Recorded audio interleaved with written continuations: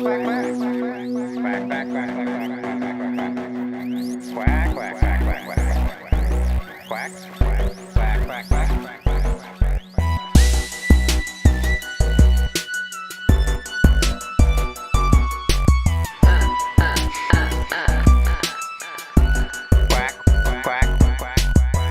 land. This is financial speculation.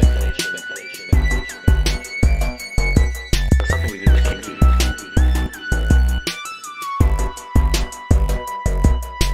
Quack, quack, quack, quack, quack. Quack, quack, quack, quack, quack. Quack, quack, quack, quack, quack. Honk, honk, honk, honk, honk. What's your money? That would be weird. Ha, ha, ha, ha, ha, ha, ha. Ha, ha, ha, ha, ha, ha, ha. Let's see. I eat bars of soap for breakfast. I love bars of soap.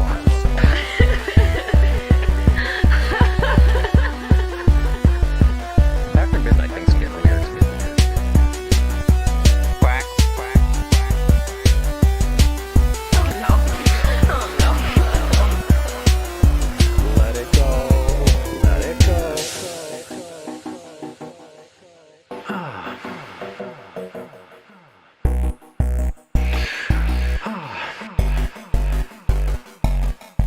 Cock.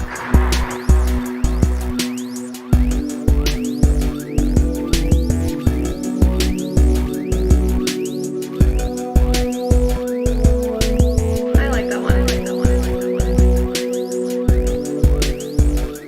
Quack, quack, quack, quack. Quack, quack, quack. Quack, quack, quack, quack, quack. Come on, ducks.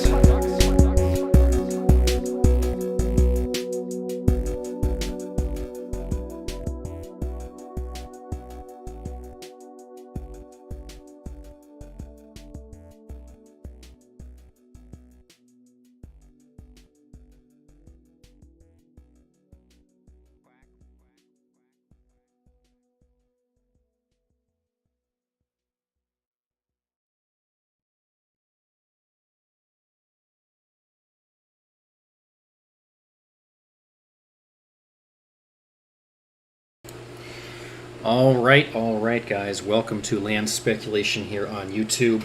It's good to have you all with us tonight.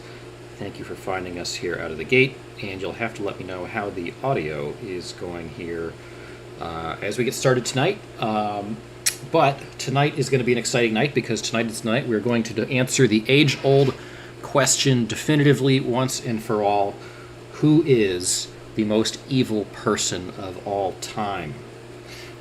This is going to be night 2 of our most evil person ever bracket, which we will endeavor to wrap up tonight. We are most of the way through it. We will try to finish it and also maybe chat about a few other things. So, for those of you just joining us, the Swiller looks like is first, back on top with the gold medal tonight. Congratulations, the Swiller. Holly is with us with the silver. Quiet Castle gets the bronze. Jeanette is just off the medal stand. Dano is just off the medal stand. Let's see who else. GH is here as well. Hey, GH. Welcome. Thanks for joining us tonight. Let's see. Tiberius CX is with us. Hey, Tiberius. Big Dog is with us. And Sean Shepard. Hey, Sean Shepard. Thank you for joining us as well. So, Holly's asking about our duck friend. So Carla was our favorite duck. Now, she was a pekin. So the duck you see on screen right now is a mallard. So Carla, who we're not actually sure at the end of the day if she was male or female, but she was like a white pekin, and a lovely duck she was. And we used to kind of hang out with her almost every day back during the kind of peak duck period of our streams back in 2020, 2021. So, you know, we haven't done that in a while, but hopefully she's out there still doing well, and maybe someday we'll find her again. She had a couple of pals, Becky and Sarah, who would hang out with her. Becky had a bit of a little hair issue, a little kind of bad hair day kind of situation going on usually. But the three of them would hang out together, and Carla was kind of dating a guy named Nathan. I'm not sure what happened to them. If you guys have no idea what we're talking about, go back and watch our old streams from, I don't know, a year and a half ago. We used to hang out with the ducks a lot. We still love ducks, but we just don't have the time to go out and hang out with them every day as we used to in the peak of the pandemic. So, yeah, everybody's joined us tonight. Thank you, as always, for hanging out. If anybody hasn't dropped a preemptive like or subscribe on the stream tonight, we do always appreciate that. The likes, as you know, help us out with YouTube. The subscribes help you know when we're on. Check our description, as always, for links to our Discord and our Duck Fund. If anybody has not joined our Discord, you might think about that. It's a great place to chat about anything and everything. And our Duck Fund, of course, is where you can pay money to feed ducks like the duck you see on screen. Okay, JT Thompson is not here tonight, just lurking tonight. Okay, JT. Well, it's good to have you with us anyway. Let's see. Lots of highs and hellos here. Holly is hypothesizing that Hitler may be the worst person of all time. We will find out. We're going to answer that question here tonight. So, we've got a little bit more of bracketing to do tonight, though. We've got a little bit more work ahead of us to try to get to the end of that question. We streamed for about 4 hours last night, getting as far as we could through as many historical figures as we possibly could, trying to figure out who qualifies as worse than others. We bracketed out a whole range of dictators and serial killers and terrorists and others. For the most part, it seems like people are partial to the dictators over the serial killers, but we jumbled them up intentionally to create some challenging matchups for people to think about. And we'll kind of keep going with a little bit of that tonight as we work through all 80 names that made their way into our bracket. Jeanette says Hitler wouldn't even be in my top 5. Well, Hitler is going to be in the top 2 whenever we get to our championship matchup. So we're going to get into that here just momentarily. Tex Ass Tickler is mentioning the Mega Millions jackpot, which I guess, is that still out there, I suppose? And, beyond that, there's a little bit of news today around Brittany Griner, who is the WNBA star who's currently being detained in Russia. She got, I guess, convicted of a drug crime there, and a lot of chatter today about a potential prisoner swap. The U.S. would release, I guess, some illegal arms dealer nicknamed the Merchant of Death in exchange for Brittany Griner. So there's a little bit of news there. Otherwise, a lot of the same news we've been talking about. CNN's still talking about January 6th. There's, I guess, the Congress has reached a deal on passing a bunch of Joe Biden's agenda. Joe Manchin finally came around, so there's a little bit of news there that we'll get into as soon as we get back into some of the news. And we, of course, have the election still coming up here, increasingly close, just a couple months away. So lots of news for us to get back into as of when we get back into the news. So we've got to get our bracket wrapped up. Let's see, D. Green is mentioning Samuel Little. Yeah, another good person, D. Green, that didn't make the bracket, but probably could. Let's see. So, guys, let's kind of dig right into a little bit of background. So if anybody didn't join us last night for our stream on the most evil people of all time, we did make a fair bit of progress into trying to winnow down from the kind of 80 names we started with to a much smaller set of names now. And I'm going to dig into that here and just give you a little bit of background before we get back into the actual bracketing. Let's see, Holly saying, if my mom wants me to have a boyfriend, should I listen to her? I don't know, Holly. I mean, I think you can do it at your own pace. I mean, if you feel like you should have a boyfriend, go have a boyfriend. If you don't feel like you're ready for that, then, maybe have a conversation with your mom about that. I don't know. Life advice. Christy says we're in a recession to the Great Tribulation, though. Okay. We'll talk more recession here. Big Dog Mega Millions, now at 1.1 billion. Mega Billions, I guess. I don't know. Send your money to the Duck Fund. Don't buy a lottery ticket. You probably won't win. But if you do win, then you'll have a lot of money to send to the Duck Fund. Okay. Mike Lindell is now selling coffee. I don't think he needs any more coffee. I think he's got plenty of energy. Okay, so we are digging into who is the worst person who ever lived bracket day 2 today. And this will be the final day of the bracket. We're going to go as long as it takes to wrap up this bracket tonight. So if you stick with us tonight and you don't get bored and leave, you will find out at the end of today's stream who is the worst person who has ever lived. At least of the 80 that we have considered, which is a pretty, I'm not going to say totally comprehensive, but mostly comprehensive dive through terrible people. So, like we said, we got pretty deep into this last night. If you missed last night's stream, make sure to watch last night's stream. And as we're digging into tonight's stream, if anybody hasn't yet dropped their like on the stream, please do drop a like on the stream preemptively, if you're so inclined, and make sure you're subscribed and all that stuff here as we get started. Oh, look, we have Naked HD XYZ, new AI dating disrupt an industry. You can like date robots? Artificial intelligence dates? I don't know.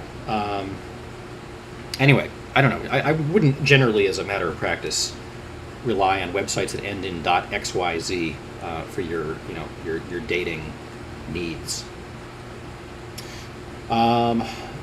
Okay, so who is the worst person in the world? Day 2. So just a reminder, we are looking at a pretty interspersed, broad range of dictators, serial killers, terrorists, sexual predators, scam artists, and war criminals. And we have bracketed them out pretty randomly. You're going to see matchups mixing and matching people of different sets of evil backgrounds, but the thing they all have in common is that they're mostly pretty bad people. I guess some of them may be, some of them were I guess, added by recommendation. They really don't deserve to be in here, but for the most part, these are pretty bad people. And you're going to have to decide, based on your own criteria, who you think is worse. But the objective, of course, as part of these brackets, is to figure out who is worse, not who is better. So as you vote on these, you're going to have to be voting for who is worse, not who is better. There is no set criteria for how to decide who is worse. We have, for the most part, tried to stick to people who actually themselves committed evil, not just people who theorized ideas that were just, made the justification for evil, but people who actually themselves committed vast amounts of evil, destruction, death, other things like that.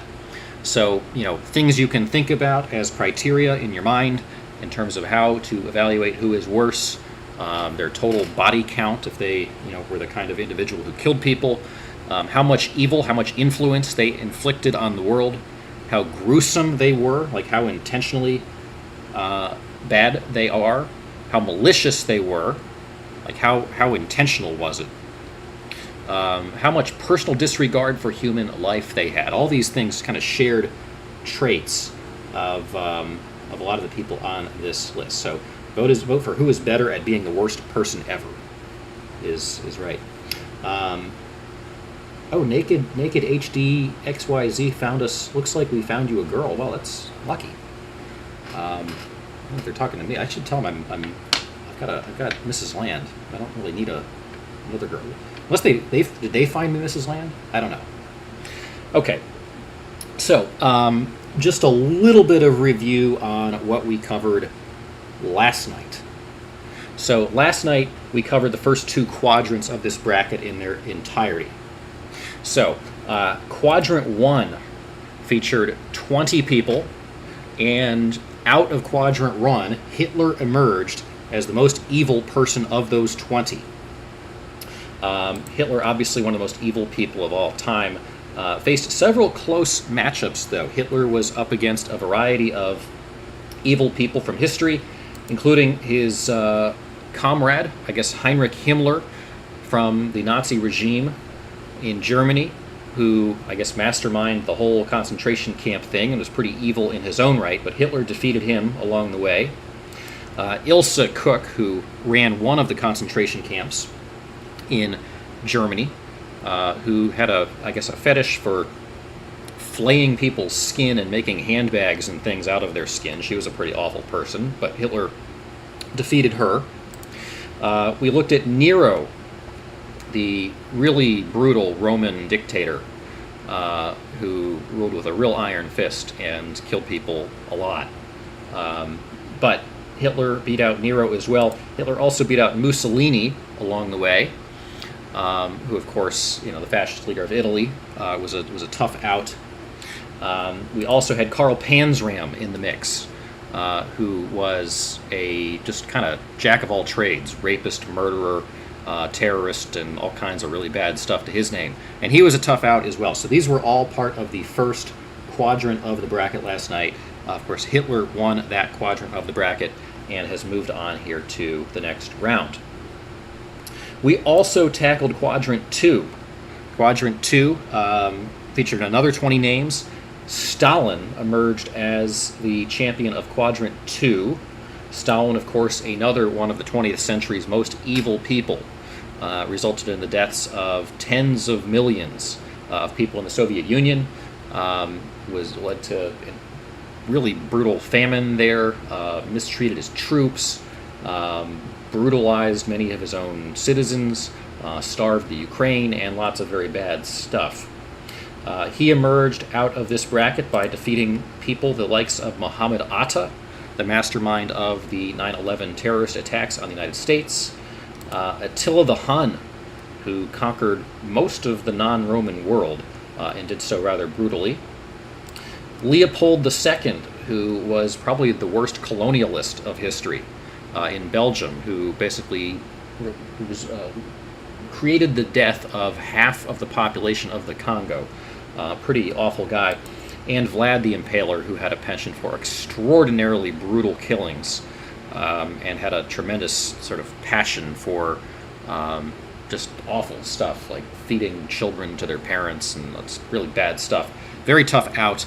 However, Stalin emerged from that quadrant of the bracket, which led to a matchup between the champions of those two quadrants, Hitler versus Stalin, kind of a chalk matchup between one seeds at the end of last night. And out of that matchup, Hitler emerged as the champion of that side of the bracket. So Hitler is going to be in the championship match, which we will try to resolve tonight. So, stay tuned. Stay tuned for that. Hitler is still in the mix, but we have a whole other side of the bracket to solve. So tonight we're going to wrap up quadrants 3 and 4. We started these last night, but we still have a bit of work to do getting to a resolution on these final couple quadrants. So quadrant 3 and 4, we have already met some of the evil players in these quadrants. We'll meet a few more here tonight. So among the people who are still in the mix here in quadrants 3 and 4, Mao, of course, the dictator from China, is going to be a tough out. So Mao is still in the mix. Joseph Mengele, the criminal doctor from the Nazi regime who did all kinds of brutal experiments on people in Nazi Germany, is still in the mix. Ivan the Terrible, still in the mix. When your nickname is the Terrible, you're probably pretty bad. Hirohito, still in the mix, the Japanese emperor during World War II. We'll talk a little bit more about him tonight. Idi Amin, still in the mix. Caligula, in the mix. Bernie Madoff. And Timur. All of these guys still around. But like we said, we'll meet a few more people who you'll have a chance to meet here tonight. So, with that, we're going to get back to the action once again. This is night 2 and the final of our bracket of the most evil people of all time. So, here we go. If you have not dropped a like or a subscribe on the stream tonight, I do appreciate that. The likes help us out with YouTube. The subscribes help you know when we're on. Check our description for links to our Discord and our Duck Fund. So, let's get back to it. It's going to be interactive, so we're going to have some polls and let you guys vote on some of these choices. And I'm going to try to get you guys as much information as I can about these people in case there are folks on the list who you don't know about or have not heard of. So, getting here back to the action, let's get this out of the way and bring up our next matchup here, which is a matchup between Pol Pot and Earl Brian Bradley. So, I'm going to put up a poll here, and again, the matchup here between Pol Pot and Earl Brian Bradley. So, we have not met yet Pol Pot, so let's talk a little bit about Pol Pot. Let's see, Pol Pot. Okay, Pol Pot was the leader of the Cambodian revolutionary group called the Khmer Rouge, which orchestrated the Cambodian genocide.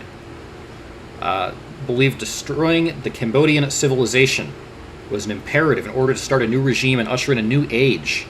Is probably the only man in history who ordered mass genocide on his own country. During his reign as prime minister from 1976 to 1979, Pol Pot's policies led to the deaths of around 2 million people, which was 25% of the entire population of Cambodia. He was particularly gruesome, too. He liked to keep the skulls of people he had killed, and he went as far as ordering babies to be torn limb by limb.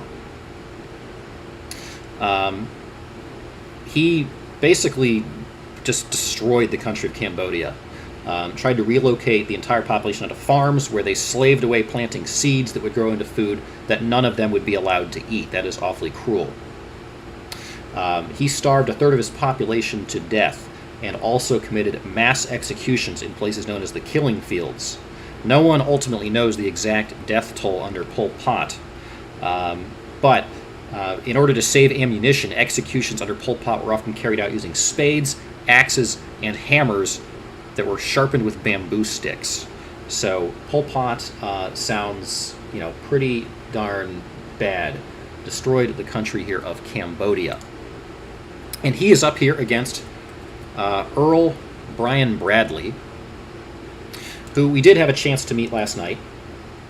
So I'm going to pull the poll up here so you guys can start voting. But Earl Brian Bradley is more of so Pol Pot's like a national leader, I guess you could call him that, although he was trying to destroy his country by committing genocide on it. Earl Brian Bradley was a doctor, and he much more directly brutalized people. He's a convicted serial child rapist, indicted on 471 charges of raping and exploiting 103 child patients, including 102 girls and 1 boy, including victims as young as 3 months old. Imagine doing that to a 3-month-old. So he's just been, the numbers of charges he's been charged with are unconscionable. Known as the worst pedophile in American history. The worst pediatrician abuse I've ever seen. And that refers to some of the specific cases in terms of just what he was doing was just so disgusting. Just awful, awful, awful guy. Obviously given 14 consecutive life terms in prison. So, Pol Pot, dictator of Cambodia, here versus Earl Brian Bradley. Who is worse? Yeah, you guys are right. Don't imagine that. So, man, the naked HD XYZs are very active tonight. New AI will find a girl for you. It's a lot of emojis too. Okay, let's see. The vote app came up too early. I would like to contest the election, says JT Thompson. All right. I'm not sure how many people are voting out of the gate here yet, but these two are pretty awful, so I'm going to leave this open here for just a moment. Just allow people the chance to get their votes in, but if you have not voted here on Pol Pot versus Earl Brian Bradley, please get your votes in. Hopefully, as more people show up here over the course of the night, we will have the opportunity to get more votes into these polls. So drop your votes tonight, and we'll keep going here. Doug, hello. Thanks for joining us. Will Buddick says Pol Pot would send his henchmen to cities to hunt for intellectuals to turn them into slaves or get killed. Horrible person. Okay, still a few votes coming in. Yes, Quiet wants to vote for both people. Yeah, these are both really terrible people. I mean, I don't know how else to think about it here. And it's, frankly, based on the standards of this bracket, where we're trying to pick who we think is worse, it's a shame that either one of these guys has to lose because they are both absolute scum of the earth, terrible people. So, guys, if anybody has not voted on this one, we've got kind of an overwhelming majority here in the vote. And it is certainly trending in a particular direction, acknowledging, presumably, that everyone realizes that both of these guys are bad. So, I am going to go ahead here and close. We got one more vote. All right, guys, I'm going to go ahead here and close the vote, and this one is going to go to Pol Pot here. Clearly has the votes to win this one. Pol Pot with 75% of the vote on that particular matchup. So, Pol Pot advances here to next round. All right, this brings us to our next matchup. And by the way, as we go through these matchups here tonight, we are drinking Peach Pear Naturally Essenced LaCroix Fizzy Water. I do not think this is as good as the Raz Cranberry. So, anyway. Still not bad, though. I mean, it's pretty good. Like I say, it's pretty good. All right, so this is a pretty interesting matchup. These people are obviously of different eras here between Vladimir Putin and Elizabeth Bathory. Michael Johnson says this should be interesting. Yes, it should.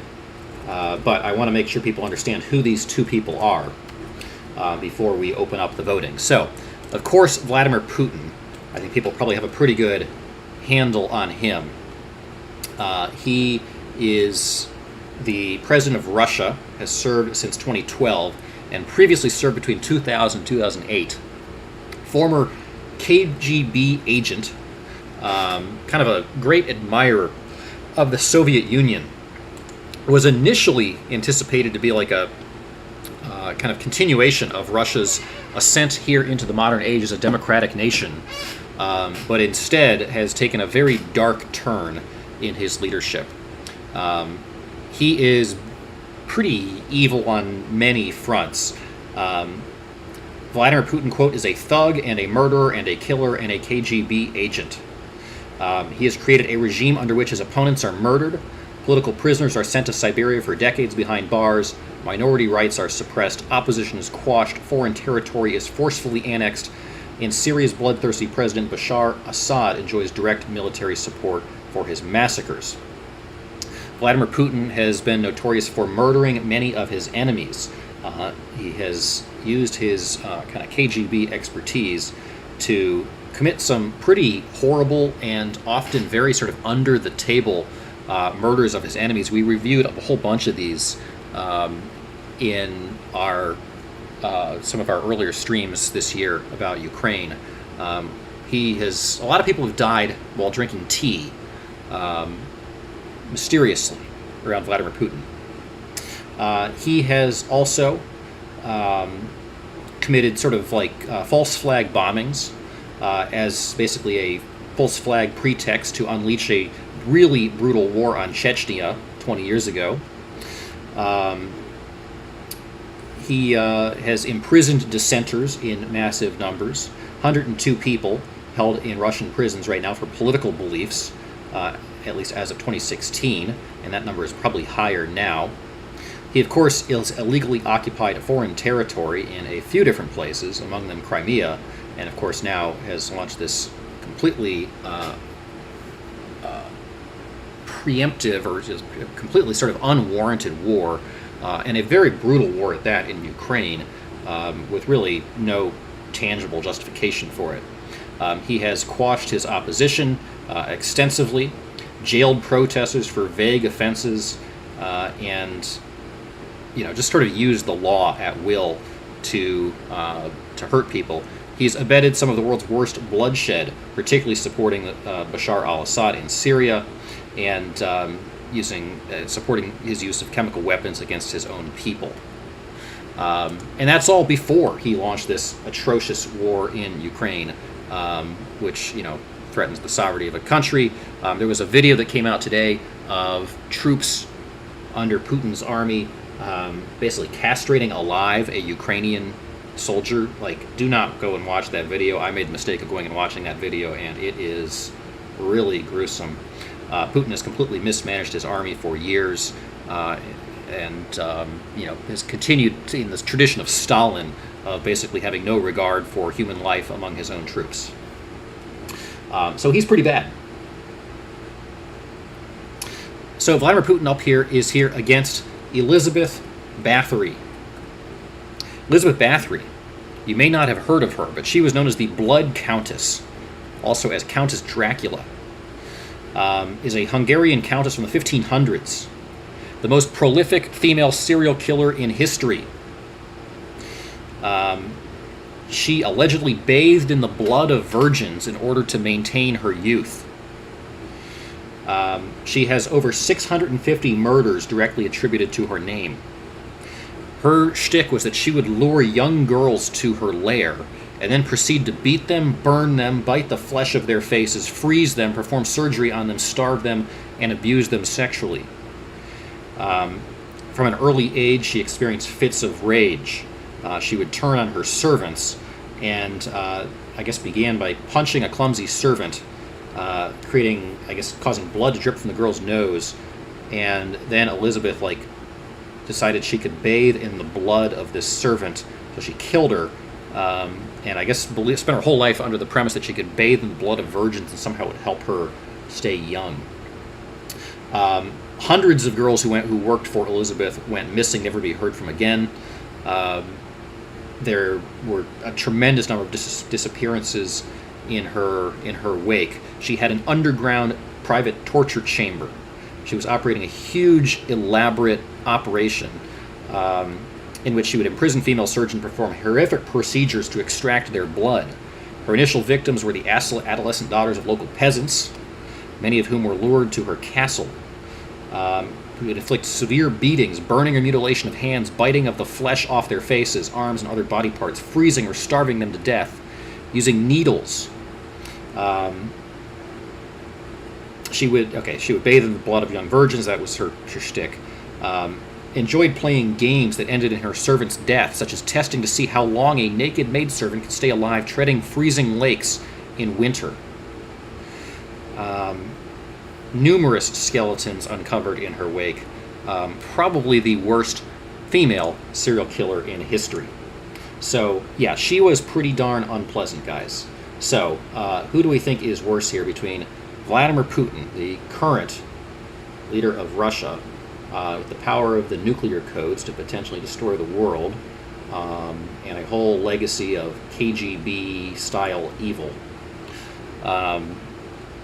false flag attacks, imprisoning dissidents, killing people through brutal methods and abusing his power, changing for the worse the entire trajectory of the nation of Russia, versus Elizabeth Bathory, the worst female serial killer in history, who is, once again, she brutalized young women and bathed in the blood of virgins. Pretty bad, Elizabeth Bathory there. So, that's her picture. As you can see, there aren't a whole lot of women in this bracket. I mean, we tried to be pretty broad in our explorations here, but, the reality is over time, men have been kind of at the tails of the distribution in terms of some of the most evil people in history. So a lot more men in this bracket, but Elizabeth Bathory seems to be winning this vote. So if anybody hasn't voted, get your votes in. Otherwise, I'm going to close our poll here because it looks like we have a more or less consensus, about a 2-to-1 consensus here. And Elizabeth Bathory is it with 64% of the vote here. Elizabeth Bathory advances here over Vladimir Putin. She was pretty darn evil. All right. So, guys, we are marching right along here. Again, on day 2, we're going to finish our bracket here of the most evil people of all time tonight. And we're going to find out who is the most evil person of all time. So stick with us if you want the definitive answer. We're going to find it out tonight. But we got a little bit of work to do first to wrap up this bracket. If you missed our bracket last night, go back and watch that for the beginning of all this. And if anybody is just joining us and they haven't dropped a like or subscribe on the stream tonight, please do that. This is an interactive stream, so we're going to give you guys a chance to vote. But drop a like, drop a subscribe, check our description for links to our Discord and our Duck Fund if anybody hasn't done all that stuff. So, this is a matchup here between Kim Il-sung and Anthony Fauci. So, Kim Il-sung. We haven't really talked about him. We talked about his, I guess, Kim Jong-un, who is the current leader of North Korea. But Kim Il-sung was the dictator of North Korea from 1948 to 1972. He basically invented all of this shit that happens in North Korea right now. He started the Korean War, which resulted in the death of 3 million Koreans. He started the whole regime of forced brainwashing in North Korea, forced the entire population to idolize him. Basically, intentionally took North Korea's economy and turned it from an economy that was more prosperous than the South's and drove it completely into the ground following a cult of personality. He made up a tremendous number of lies about his own kind of deity-like mythical status and got the entire country to worship him. At the same time that he was inducing massive famine across the country, million did die under his reign. From famine, starvation, and execution. He was incredibly brutal. He launched a huge number of prison camps and some methods of torture that were absolutely barbaric. North Korea, as a result of Kim Il-sung's regime that he handed down to Kim Jong-il and now Kim Jong-un, has suffered from 70 years of utter brainwashing and dissolution from the rest of the world. Its people have suffered for generations under the wrath and the policies, his Juche policies of self-reliance and independence, which cut North Korea off from the world in a sort of national socialist hellscape. Just awful, awful, awful guy. Created the whole bad situation in North Korea. And, you know, the specific stories of, like, building showpiece dams that ended up killing people by the millions, leading to the destruction of crops and the lack of fertilizer, which led to people having to use their own feces to fertilize the crops. Like, just all kinds of horrible stories there about Kim Il-sung. Kim Il-sung here is up against his opponent, Anthony Fauci, who is in this bracket because he was recommended to be in this bracket, and actually won a first-round matchup here, amazingly. Over Mohammed bin Salman. Anthony Fauci advanced in the first round. Anyway, he is the head of the National Institute of Allergy and Infectious Diseases, chief medical advisor of the president, and has really overseen America's response to COVID-19. And, you know, there's a whole sort of controversy swirling around him and the potential cover-up of America's relationship with gain-of-function research, which America under Fauci's leadership was funding, and, you know, may have had a hand in funding the kind of research that ultimately led to the creation of COVID-19. So a lot of that is sort of speculative with Anthony Fauci. Certainly a lot of people don't like the fact that he doesn't seem to, you know, well, he's made a lot of decisions, I guess, over the course of COVID-19 a lot of people don't like. But Kim Il-sung, obviously, is pretty brutal. Of course, the original dictator of North Korea. So get your votes in here, guys. We've got a lot of votes in, but it's not totally decisive yet. So if anybody hasn't voted yet, you can still have an impact here. Get your votes in. Get your votes in. You know, really, I don't know. It's hard to sort of evaluate these two against each other. Kind of a matter of impact and scale.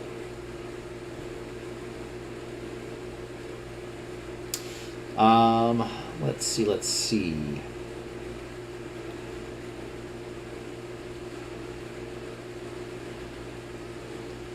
Okay, a lot of comments here in the chat about the virus. I'm going to give you guys 5 more seconds here. I think we mostly have a consensus here. If anybody hasn't voted, I'll give you 5 seconds to vote. 4, 3. Yeah, you can be brutal without blood on your hands, Michael. It is possible. It is possible, I guess, to, be a brutal leader without actually killing people, but still. A lot of leaders have kind of destroyed economies and things like that without direct blood on their hands. Okay, 3, 2, 1.5, 1.25, 1. Okay, I'm going to close the voting here, and closer vote than I would have expected, but Kim Il-sung does win the ballot on this one. So Kim Il-sung advances with 55% of the vote, and he will move on to the next round. All right. This brings us to our next matchup here. This is a hard one to compare, actually. These are like different scales of evil. I mean, clearly two people who are both evil. Zula saying I was holding out for Fauci. I really don't think Fauci belonged in this bracket to begin with.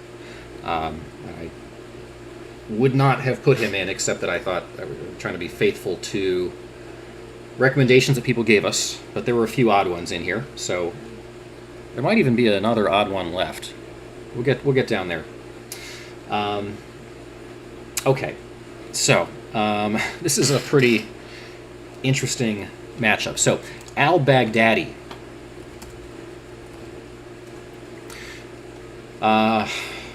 was basically the head of ISIS. Basically a terrorist of a lot of different stripes. Joined jihadist groups following the beginning of the Iraq War, was part of Al-Qaeda, was himself a serial rapist who kept several personal sex slaves. He basically did a lot of bad stuff. The first caliph of the Islamic State from 2014 until 2019, which basically sought to take over large swaths of territory and send them back into a kind of Stone Age hellscape in which people would be completely cut off from ordinary livelihoods. He himself would just physically torture people. His regime was full of beheadings, some of the most gruesome attacks on individuals you've ever seen. People being burned alive in cages, and just massive amounts of rape and torture, destruction of the family within the Islamic State, including, basically even people who were loyal to him would be killed in the most brutal means necessary. And then their spouses would be raped. Sometimes he would rape people's spouses in front of them, and then would create massive rings of skulls on the outskirts of villages. Pretty awful bad guy. And he is up here against Adam Lanza. Adam Lanza was, if you don't recall, the Sandy Hook Elementary School shooter. Probably, I think even to this day, might be the very most brutal of all of these school shooting things that have happened, since Columbine in the late 90s.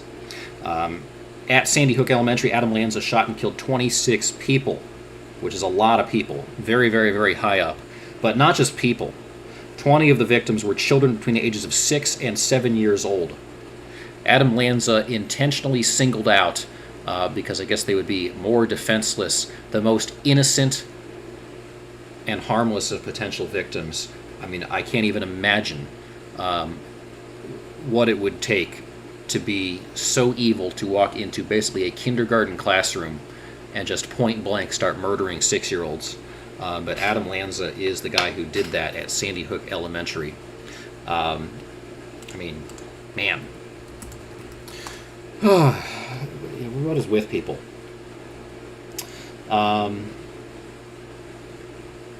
So that's the story of Adam Lanza. And let's see who people want to vote for here.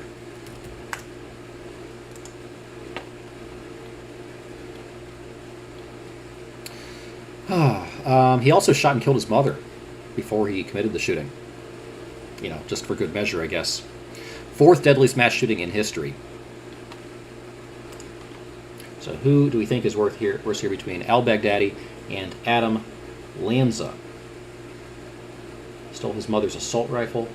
They were second graders, his big dog. Well, that makes it... Yeah, that's pretty awful as well. Let's see. So we got votes in here. Seems pretty overwhelming in terms of the vote count here. If anybody has not voted, get your votes in.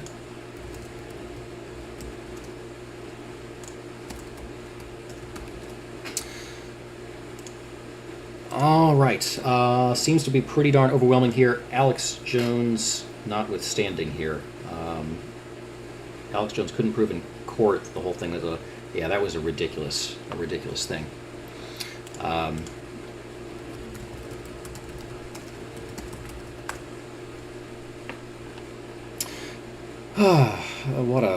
What a sad state of affairs. Adam Lanza committed suicide as part of the whole event, so no, Adam Lanza is not still alive. Okay, I think we've got pretty much all the votes in here. It is pretty overwhelming in terms of the count on the votes. So it is...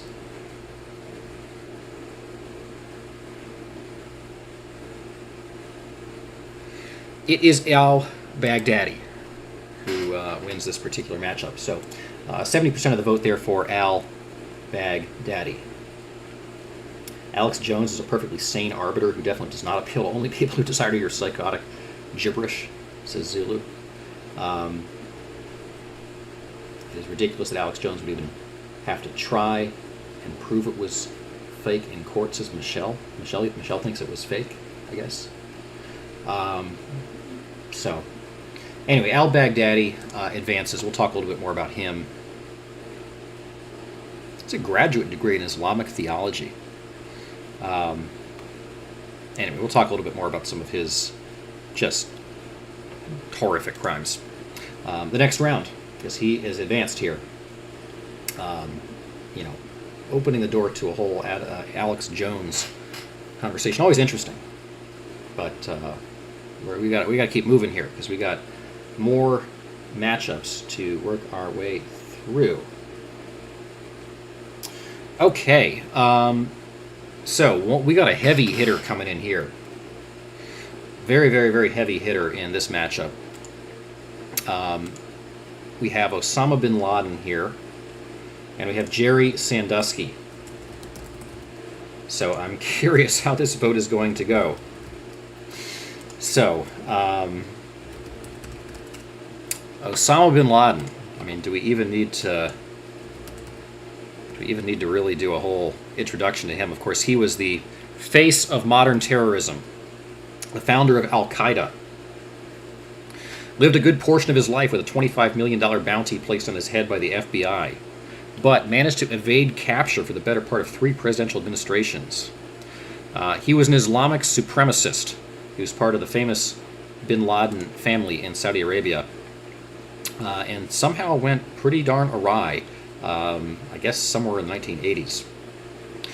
He started launching terrorist attacks pretty darn early. He was basically banned from the country of Saudi Arabia in 1992.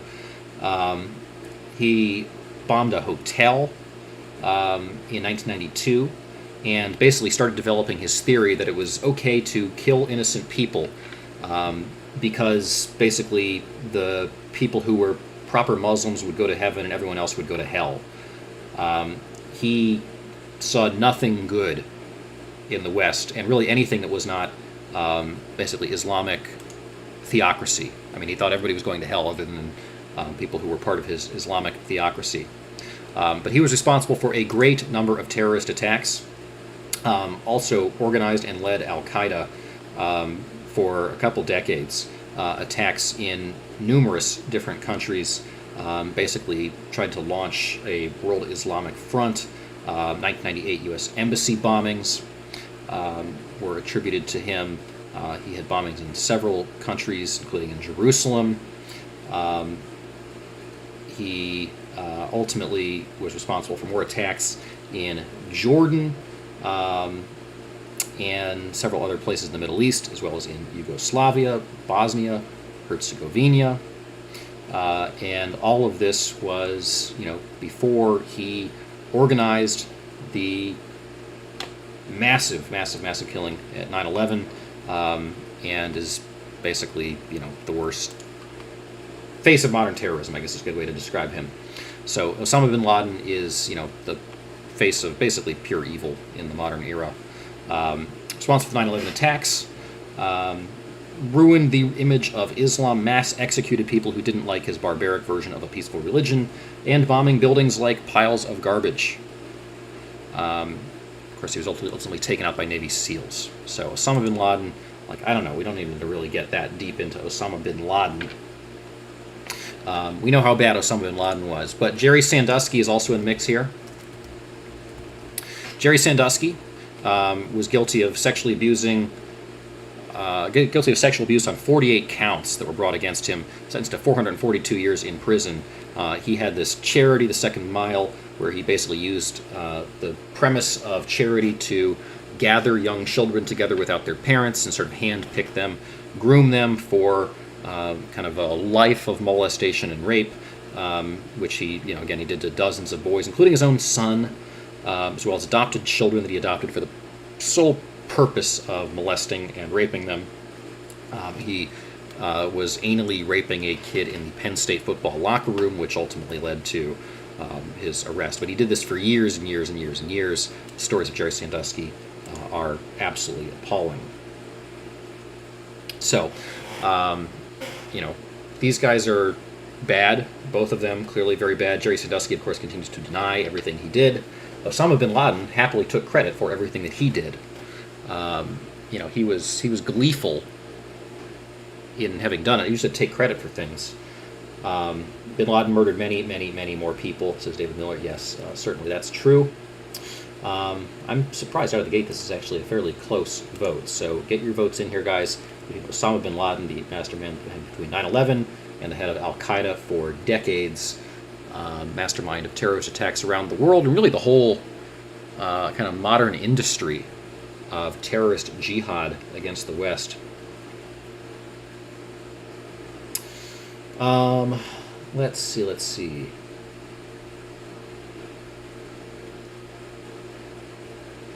We have extensive journal entries by bin Laden about 9/11.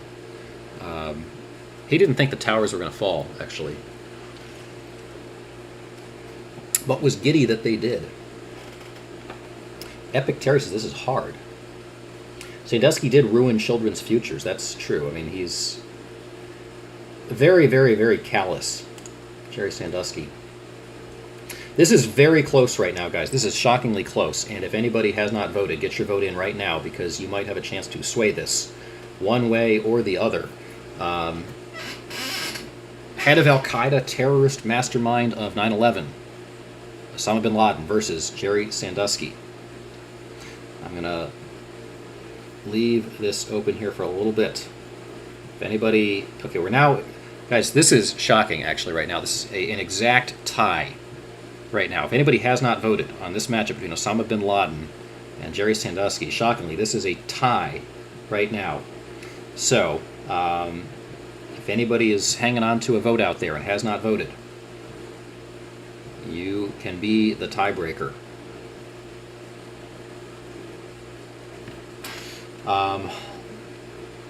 Let's see, guys. Jeanette voted for Jerry Sandusky.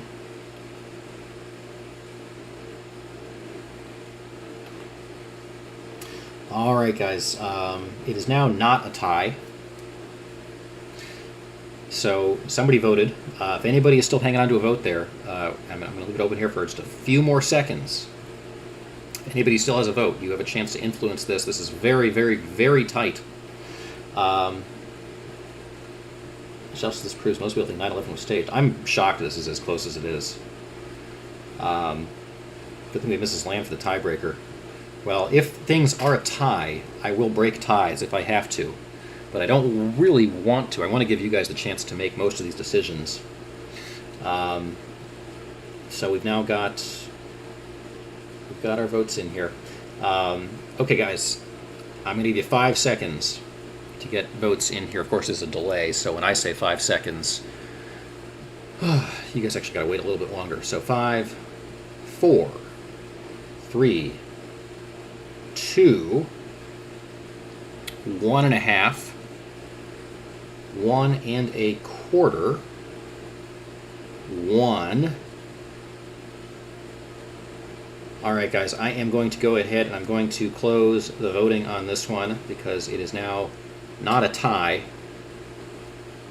Don't break ties unless you go buy more of them, says Quiet. Okay, so at the end of the day, this is very, very, very tight vote, shockingly tight vote. But Osama bin Laden has prevailed here in the vote, just barely, with, what, 53% of the vote at the end of the day. It was a tie there. And I think the final 2 votes came in for bin Laden and broke the tie. So bin Laden does advance over Jerry Sandusky. I was shocked that was as close as it was. Jerry Sandusky is a monster, but, I mean, Osama bin Laden is like one of the, perhaps the most evil figure of the modern era. Will Buddick says few. I don't know. I mean, I guess there are people that are skeptical about 9/11 here. And I guess that's a take on things. So we'll see how bin Laden fares in future rounds. I mean, I don't know. We know.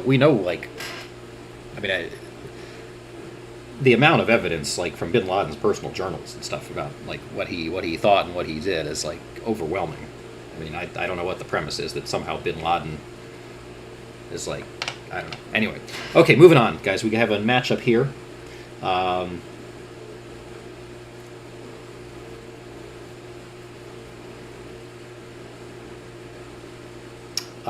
Sandusky victims live but hurt. Yeah, I mean the stories of some of the Sandusky victims. We've now had a few suicides of some of the Sandusky victims. I mean he is an absolute monster, and not only is he a monster, but there is a sort of whole cult culture around him and around Penn State football that continues to terrorize his victims, and it is absolutely appalling. I mean it's appalling because of Sandusky, but it's also appalling because of the culture of people who are so embroiled in Penn State football that they have made basically a life living out of terrorizing the victims of Jerry Sandusky and trying to make their lives even worse. And getting into that is just like, we could do a whole deep dive into that. There are just some absolutely awful, awful people out there that have made basically their life's work out of that. And it is, God, Sandusky looked his victims in the eyes and enjoyed it. It's a true comment. Yeah. Yeah. Okay, so we have a matchup here between... This is a hard comparison here. So these are clearly of different eras. Between Jeffrey Epstein and Julius Caesar. Where do we begin with this? So Jeffrey Epstein. We did a whole deep dive into Jeffrey Epstein. So you guys probably know a little bit of the story of Jeffrey Epstein. Of course, he handled the bank accounts of a lot of very rich people. An American convicted sex offender and former financier. Born and raised in Brooklyn, New York. Taught at the Dalton School in Manhattan, where he met a lot of very high-profile, high-ranking people. And then scammed his way through a whole bunch of jobs where he did a whole bunch of like really bad, illegal profiteering off of like various financial scams that somehow he never seemed to get in trouble for, but other people went to jail for, and then at some point started arranging like just sort of a mass network designed at providing young girls for rich and famous people to go and rape. And it is just horrifying. I mean, the extent of it is he had private islands, he had resorts, like mansions all over the country, and basically would blackmail, rich politicians and other people with a lot of money, into giving them, into giving him money, but basically, himself, like as an individual, sodomized a lot of young women, and of course set that up for a lot of other famous people. We did a deep dive into him. I mean, I don't know what else we can really say about him other than, he has hundreds, thousands of counts on his hands of just sort of gruesome stuff. And also supported sort of a world of eugenics. He wanted to like populate the whole world out of his own, well, himself. He was pretty bad. So Jeffrey Epstein here on the list, and he is up against Julius Caesar. Julius Caesar was another one of these Roman totalitarian people, Roman general and politician, named himself dictator of the Roman Empire, a rule that lasted less than 1 year before he famously was assassinated by political rivals. But there was a reason he had a lot of rivals. Julius Caesar was tremendously brutal and violent. Contemporaries found Caesar's violence noteworthy even by the context of some of these other torturous villains that led Rome. In a context where mass violence and the enslavement of conquered peoples was commonplace, Caesar was particularly brutal. He killed a lot of people, killed a lot of women, children, and other non-combatant migrants. And like so many other Roman leaders, did so with, seeming glee and brutality. He committed genocide on Germanic tribes. He basically wiped off the map some 400,000 people in like a single day. He's pretty bad. I mean, even by the standards of Rome, he was pretty darn awful as a general. So, who do we think is worse here? Caesar was a warrior. The other was a scumbag. This is the royal guardsman. Dictators says Caesar had it coming. He makes a decent salad, though, his quiet castle. So what do people think here? This is actually quite tight. If anybody has not voted, please get your votes in between Jeffrey Epstein versus Julius Caesar. If you vote now, you have the chance to really influence the outcome of this matchup. It's hard to compare these two. It is, they're hard to compare. Let's see.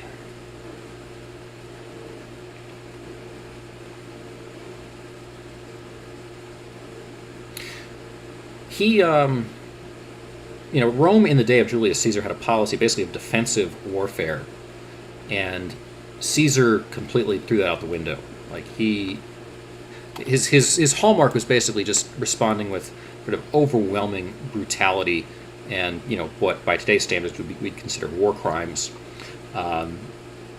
in response to pretty much anything. So he is pretty brutal, but at the same time, Epstein, there were a lot of young women whose lives were traumatized by Jeffrey Epstein.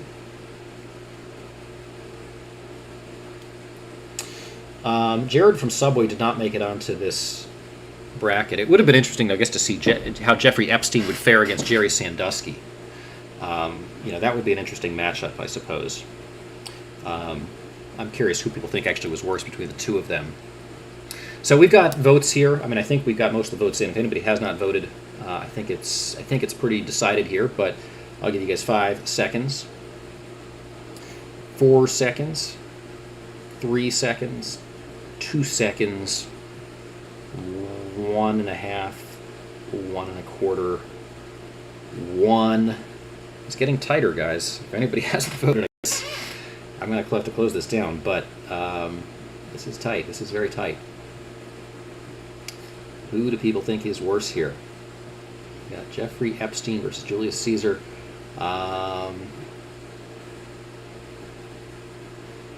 Okay, we're going to go ahead and close this down. And at the end of the day, it is okay, this is getting really close. Anybody still sitting with a vote out there? If any more votes come in, you might have the chance to decide this whole thing. Here between Jeffrey Epstein and Julius Caesar. I think we might have a this is our high of the night, I think, in terms of total votes on any of these matchups. So I'll give it just another second. This is super, super, super tight at the moment between Jeffrey Epstein and Julius Caesar. Okay, I am...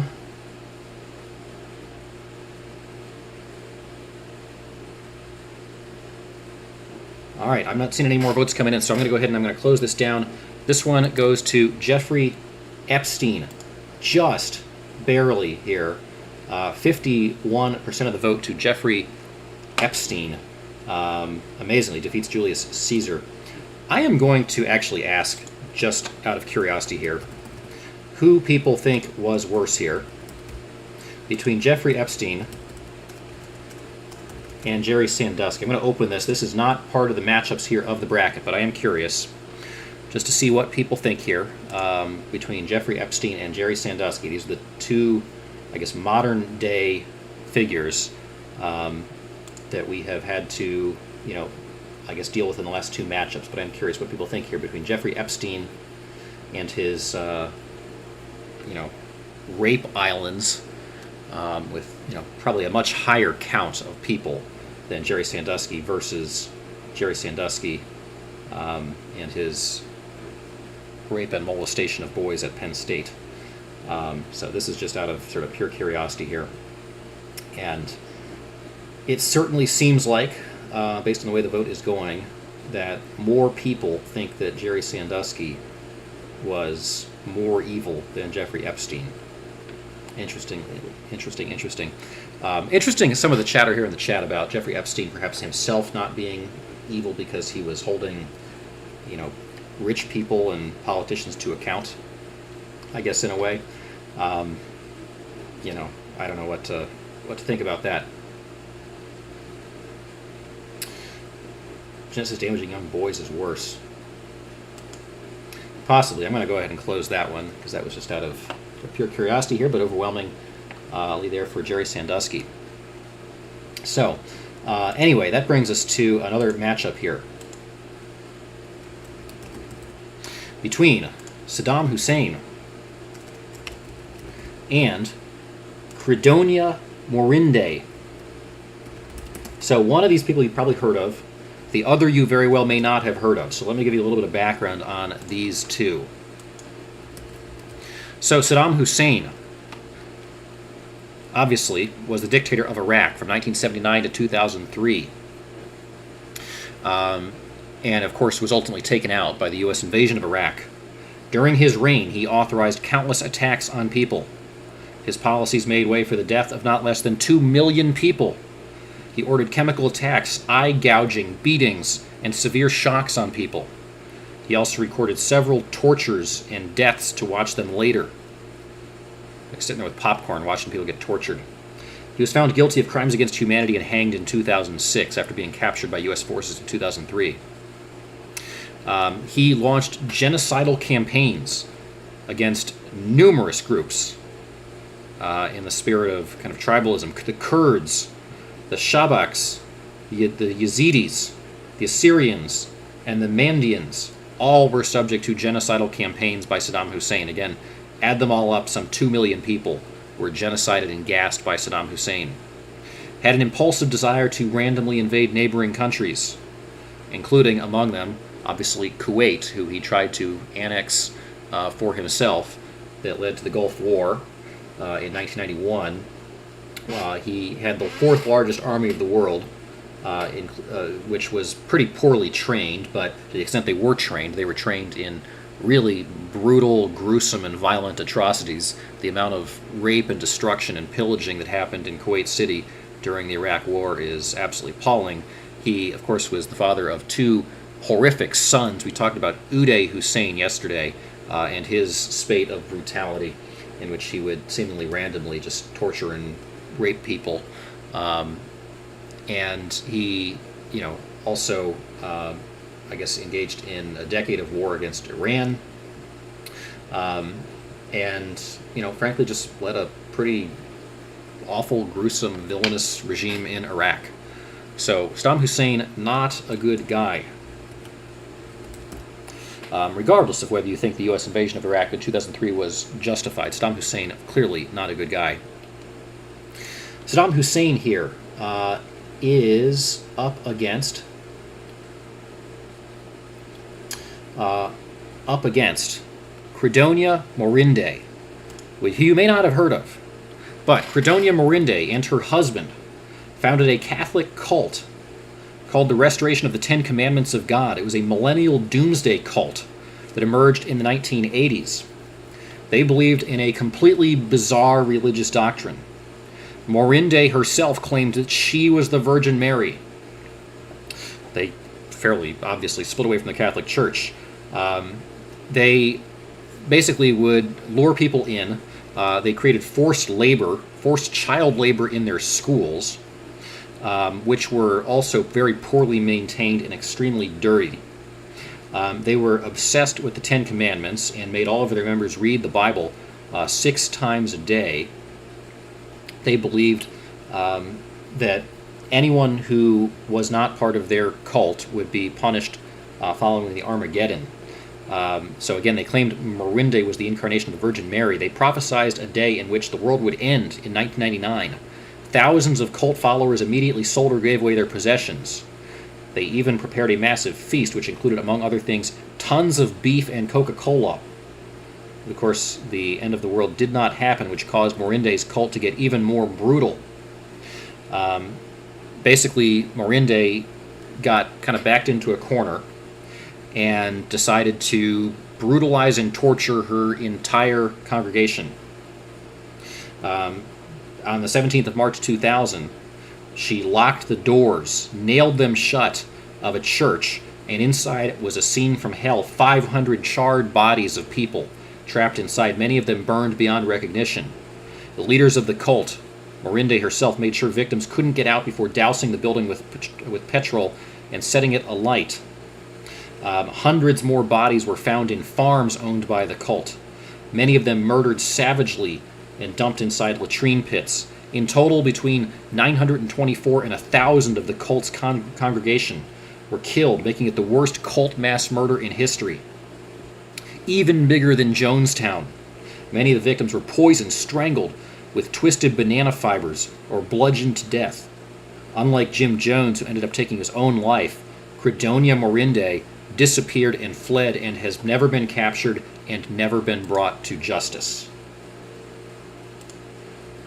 So, this is a classic matchup of brutal dictator who gassed 2 million people, including numerous other tribes, and ran a regime of kind of incredible, brutal terror, versus a cult leader who killed 1,000 of her own congregants, brainwashed them, and then killed them in the most brutal of means, some of them on work farms through child labor that was so brutal that it killed them, and then many of them in this atrocious church fire where she intentionally locked the doors of the church and killed them all.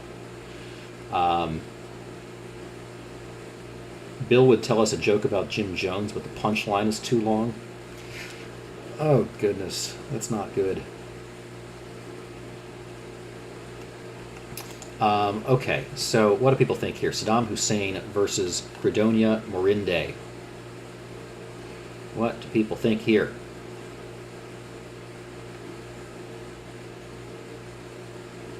Saddam has no feelings, ordering killing people. Yeah, I mean, sort of psychopathic for sure, and definitely his sons, read like psychopaths. So we got a lot of votes in here. Seems to be about a 2-to-1 margin in one direction here. So if anybody hasn't dropped their vote in here between Saddam Hussein and Credonia Morinde, please do. Vote, vote, vote. Let me know what you guys think. I think we probably have a margin here that might be untoppable, but maybe not. People keep voting. Saddam led to ISIS, which, in my opinion, was a continuation of his evil, says the Royal Guardsman. Yeah, I mean, some of what has happened in Iraq after Saddam left is a vestige of his reign of terror there.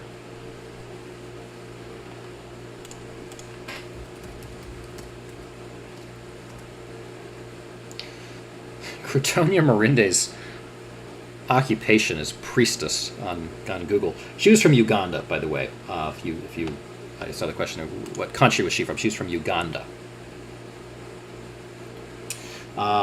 So interesting. I'm surprised actually a little bit. Not more enthusiasm here for Cretonia Morinde. But Saddam Hussein also pretty darn bad. So I think we have probably a margin here that is not going to be closed, although it has tightened up a little bit. If anybody hasn't voted, I'm going to give you 5 seconds. 5, 4, 3, 2, 1.5, 1 1/4. And we're going to close the voting here, and it goes to Saddam Hussein. Wins over here, Cretonia Morinde, and Saddam Hussein advances here to the next round. So, this brings us to, I believe, the last people we're going to introduce for the first time here tonight. Just a reminder, guys, you're watching Land Speculation here on YouTube. Tonight we are on night 2 of our bracket, trying to get to the bottom of the most evil people of all time. Tonight we're going to finish this bracket and solve the question of who is the very worst person. We made it through a little more than half the bracket last night, and we solved, I guess, the first half of it. Hitler beat out Stalin in the first portion of the bracket. And now we're trying to finish off the second half of the bracket here. And, we've got some pretty evil people on this side, too. So I'm curious how this is going to end. Briz says, this is amazing. Well, I don't know. Glad you think so, Briz. So, if you haven't dropped a like or subscribe on the video, by the way, tonight, guys, I appreciate that. The likes help us out with YouTube. The subscribes help you know when we're on. So please do drop a like on the video if you have not. Please do subscribe to our channel if you have not. Check the description for links to our Discord and our Duck Fund. The Discord, of course, is open to anybody. You don't even need to download an app to use it. And it's a great place to chat about things with members of our kind of duck community here at any time. So please, join our Discord and contribute to our Duck Fund if you have not contributed to our Duck Fund before. It's a lot of fun. You get to send all your money our direction. So a lot of fun. PayPal link in the description. We appreciate the contributions. We put a lot of work into this show, so we certainly appreciate contributions there to our Duck Fund. All right, so here is the matchup here.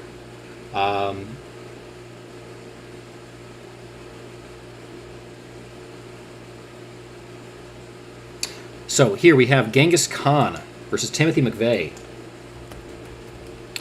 So Genghis Khan was the emperor of Mongolia from 1206 to 1227.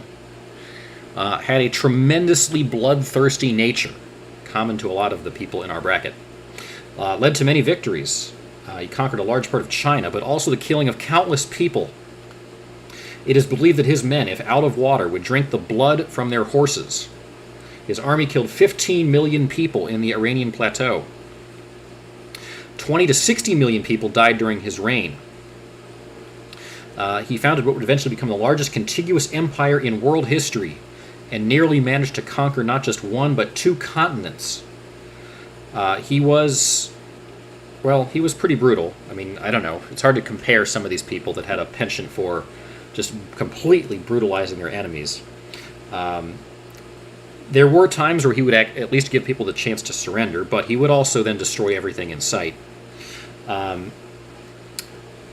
Some historians have estimated that the Iranian population didn't return to pre-Genghis Khan levels until sometime in the late 20th century. So it took Iran like 900 years to recover, just in terms of their population.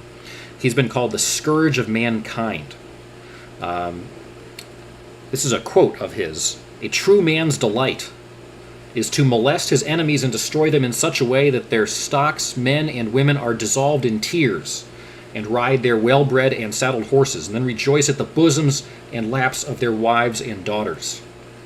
He leveled towns wherever he won territory. Prosperous towns suffered tremendous hardships. Their inhabitants were completely wiped out, some million at a time. He raised sons that did the same with Baghdad. The water of the Tigris River was for many days colored with blood, with the inhabitants' blood. The city of Baghdad was burnt to the ground. He has been said to have potentially killed more than half of the population of Central Asia. Lots of raping. Definitely the scourge of mankind here, Genghis Khan. Okay, yeah, what a thing to be in Genghis Khan's path. Pretty darn brutal.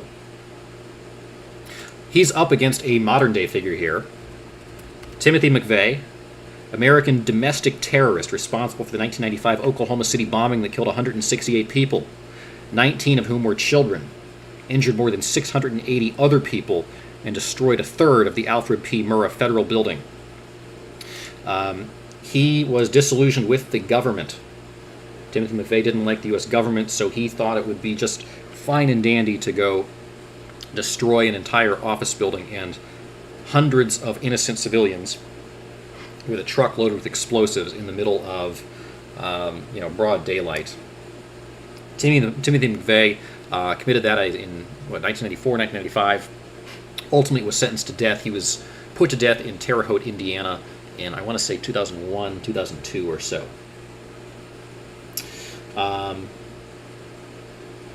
Okay, do we have the wrong spelling of Khan there? We very well might. You guys get the general idea there on Genghis Khan. Genghis Khan was pretty impressive, even if he was evil as hell, says Wild Bill. Pat Riley says we need to give their positive attributes also. Yeah, we'll try to do that, Pat Riley. Give these guys the benefit of the doubt. And they all seem like such, wonderful, even-keeled individuals.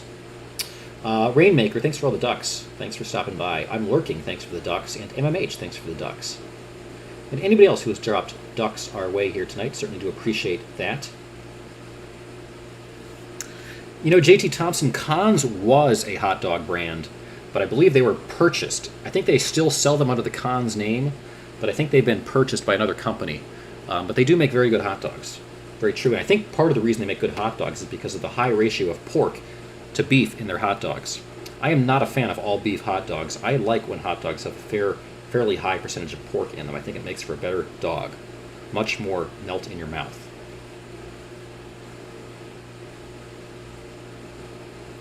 J.T. Thompson says, be positive another day. We're being negative this Thursday. All right, so we got a lot of votes in here. This is clearly overwhelming in terms of where people are headed with this vote. A few votes for Timothy McVeigh, but overwhelmingly the votes here going for Genghis Khan, one of the most brutal warlords in history. So Genghis Khan here with 84% of the vote. We're going to go ahead and close this because it is overwhelming. So Genghis Khan here advances. So guys, we have now met all of the candidates in this bracket. So everything from henceforth is merely playing out matchups between people we have already introduced. There are a lot of evil people left in this bracket, and we're going to have to work our way through all of the evil here to figure out who's going to face Hitler in the final. There are some candidates, I think, in here that can give Hitler a run for his money, but we'll have to see. So, this is a matchup here, getting into the next round here between Mao and Joseph Mengele. So, I wanted to do just a little bit more background on Mao, because we kind of didn't give a whole lot of background on Mao last night, just to kind of underscore the full depth of Mao's evil. So Mao was known as Chairman Mao, Chinese Communist revolutionary, founder of the People's Republic of China and the Chinese Communist Party. Adopted Marxism, Leninism. He basically was working at a library early on in his life, and he really didn't like work. He was a very disenchanted person. He didn't like doing things. He liked when other people did things for him.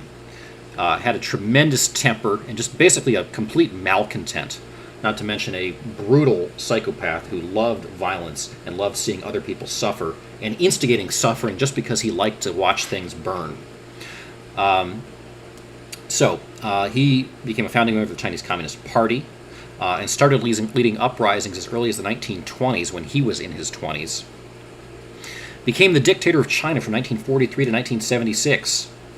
Had a dream of making China a superpower, but in the process created the largest genocide in world history. Although he's been credited with modernizing China in some ways, his actions killed around 70 million people through forced labor, executions, and starvation. 1949, he created the CCP and then solidified his control through the Chinese land reform process, basically which was all about the illegal seizure of property held privately by private citizens, and then sowing brutal mob violence to come and massacre those who resisted. So if you didn't give up your property, he would basically launch massive raving mobs of members of the Chinese Communist Party to come and forcibly take your land and kill you. He launched the campaign to suppress counter-revolutionaries, which resulted in the deaths of several million Chinese people. Basically, anybody who disagreed with him, he would kill you in the most brutal ways imaginable. He launched the anti-rightist campaign, in which 550,000, mostly intellectuals and dissidents, were rounded up and persecuted.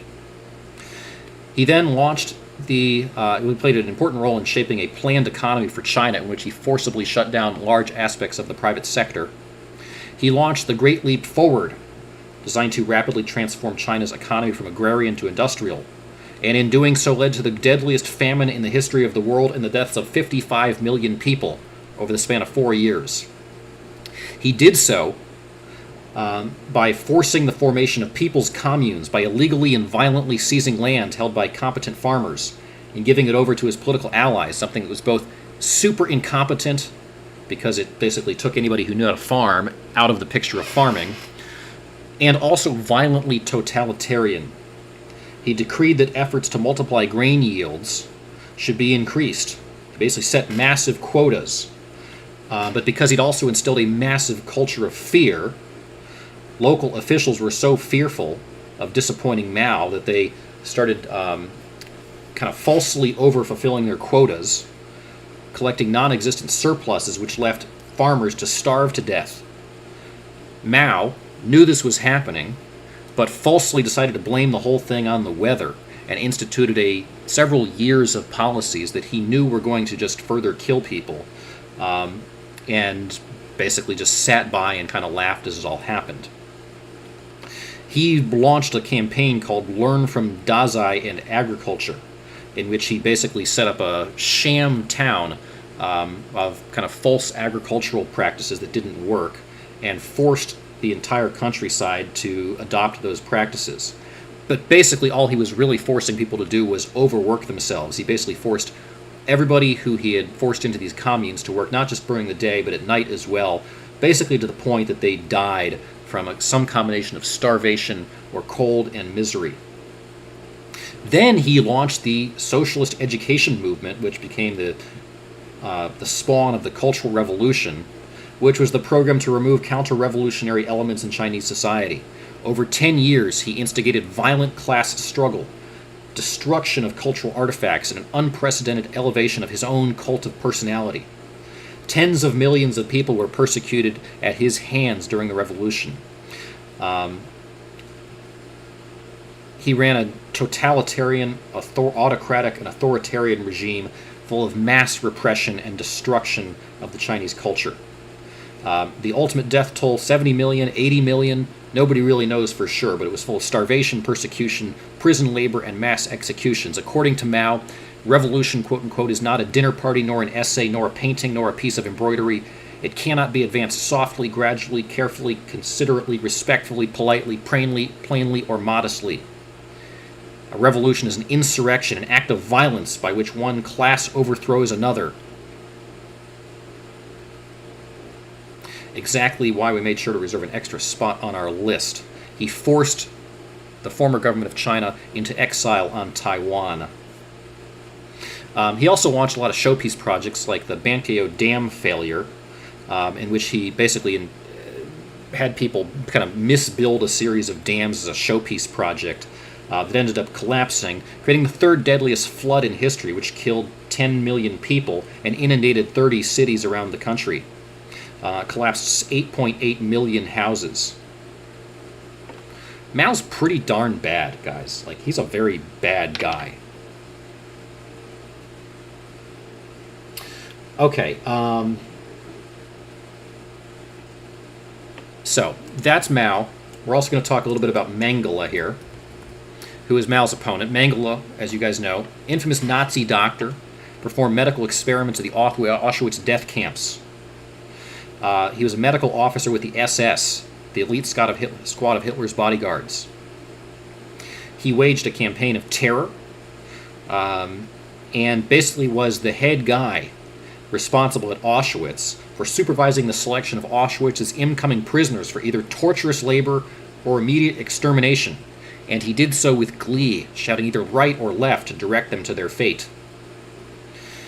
He was eager to advance his medical career, so he began experimenting on live Jewish prisoners, often doing live experiments that would tear up their bodies. He would, by hand, basically push them into fire pits and all kinds of other things. He would inject them with everything from petrol to chloroform to study the chemical's effects, sometimes while the people were awake. Among other atrocities, he plucked out the eyes of corpses to study eye pigmentation and conducted gruesome studies on twins. So he was like very personally, like medically abusing people by the thousands, and ultimately responsible for the deaths of hundreds of thousands of people.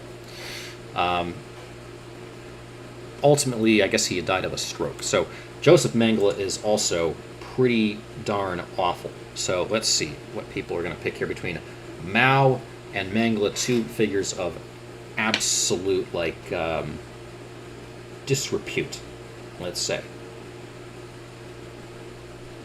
Both of these people are horrible, and I can't decide, says the Royal Guardsman. Raidmaker, I'm going to call it a tie between these two. They're both super evil. I mean, Mao's death count is higher, but Mengele did it sort of more personally and hands-on. There's something about the idea of looking directly at the people that you're torturing and laughing at them as they suffer that is particularly brutal.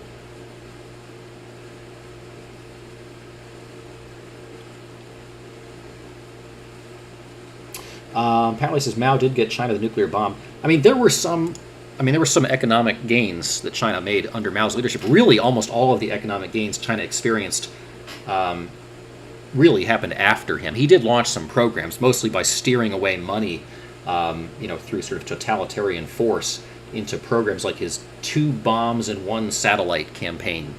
He was very intent on building big bombs for China. But he was a very, very, very inept leader of the economy, and it's amazing how much China's economy took off once he died. Okay, so we have Mao versus Mengele here. We've got 25 votes in here. Will says Mao again, just by sheer volume, by orders of magnitude. So we need a couple more votes. Pat Riley wants the heights and weights of all these people. I'm not sure how relevant that is.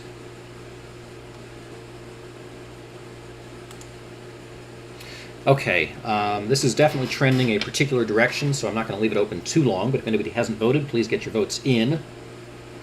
This is about a 2-to-1 margin here in the voting right now. Mengele is pretty awful, but Mao does seem to have most of the votes here. So if anybody hasn't voted, please get your votes in.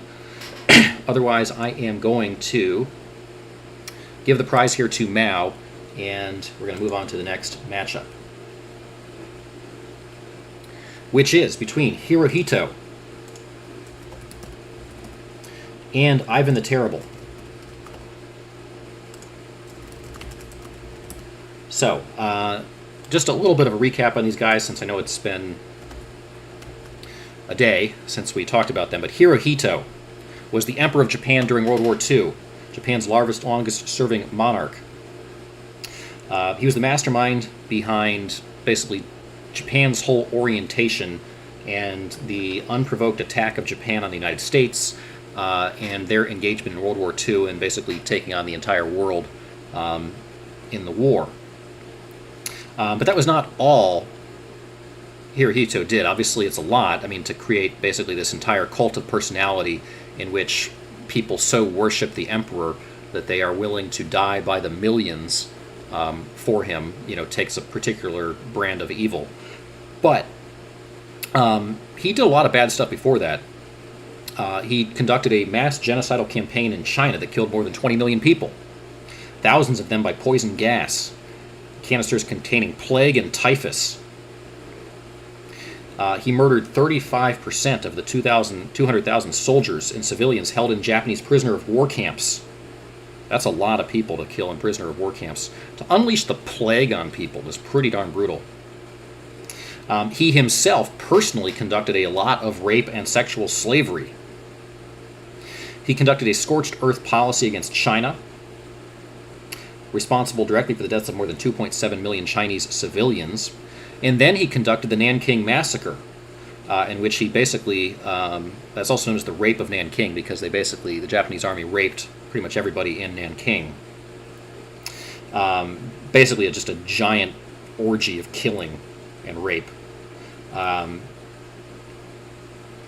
He knew of and approved of the annihilation campaigns in China that included burning villages, and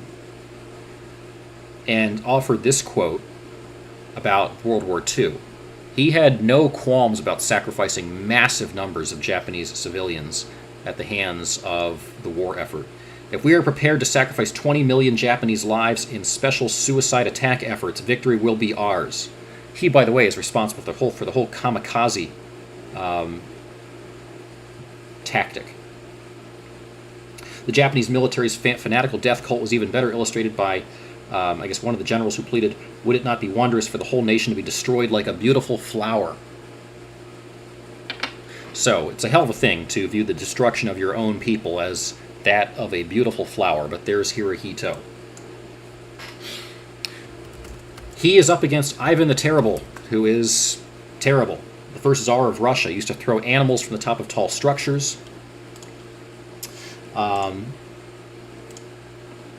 He was intelligent but had massive bouts of rage, had more than 60,000 people tortured to death for his own personal pleasure. He loved impaling, beheading, burning, strangling, frying, blinding, and disemboweling people. He did this both to his friends and his enemies. He's one of the most cruel people just in terms of sheer intention of history. His reign is symptomatic of a complicit ruling class which enabled a sick tyrant to rule and carry out evil acts which had no justification whatsoever. So this is a guy just basically ruled in the 1500s in Russia and just basically killed people for fun. So he is pretty darn brutal. Probably fewer total people killed than Hirohito, but again, Hirohito's sort of sitting on the throne overseeing this, whereas Ivan the Terrible is like literally having the people killed right in front of him for his own personal pleasure. So Ivan the Terrible is pretty terrible. So get your votes in, guys. If anybody hasn't voted, please vote now.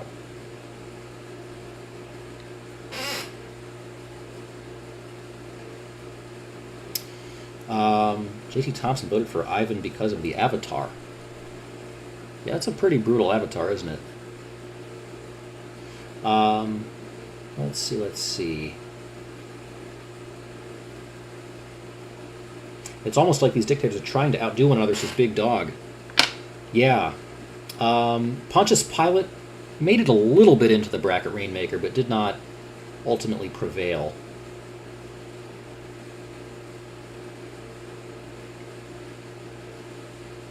I'm surprised there's not more love for Hirohito right now in the voting.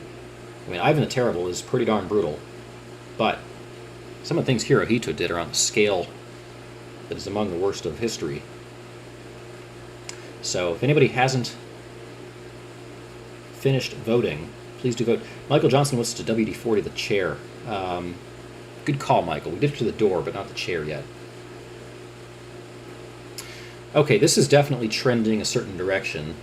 I'm going to give it 5 seconds. 4, 3, 2, 1.5, 1 1/4, and We're going to pick Ivan the Terrible here, surprisingly, actually. Ivan the Terrible wins this vote over Hirohito. Okay. Which brings us to Caligula versus Idi Amin. So, we introduced both of these guys last night. But Caligula is pretty brutal. He was a Roman emperor, Third Roman Empire, or emperor specifically. Only ruled for 4 years, amazingly. But is known for feats of waste and carnage that were extremely depraved. Extremely cruel, depraved, and vicious. Revived treason trials. Opened a brothel in the palace through which he raped whomever he wished and then reported her performance to her husband. So nice. Committed incest and then killed for greed. He thought he should be treated like a god. Murdered or had murdered his father, his cousin, his adopted son, his grandmother, his father-in-law, his brother-in-law, not to mention a number of unrelated elites and citizens. Lived a life of tremendous excess. Had a lot of enemies, believe it or not. And, had a lot of them killed. This guy, he was basically insane. He was really sick. Like, he had a severe sort of mental illness that developed. Started as a little gambling, wasteful spending, turned into a circus of bloody mayhem. He also concluded he was God and therefore should have a statue of himself erected at the Temple of Jerusalem for people to worship at the very time that Christianity was taking root in Rome. So no wonder Rome burned to the ground. That's Caligula. Idi Amin, meanwhile, was in control of Uganda, became known as the Butcher of Uganda, killed people by feeding them to crocodiles, claimed he was a cannibal, mutilated one of his wives and rearranged her limbs, killed and tortured around 500,000 people in the 1970s, died of natural causes. Few people in history can say they are directly responsible for killing 500,000 people, but Idi Amin can.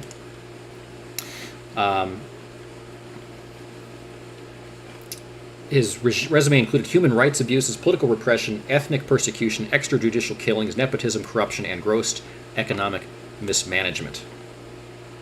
So these guys are both very brutal. Idi Amin did it in the modern era, which is a hell of a thing. I mean, there's a different standard, I think, for people of the distant past and people today. But amazing. Idi Amin, pretty bad, again, in the modern era. So get your votes in here.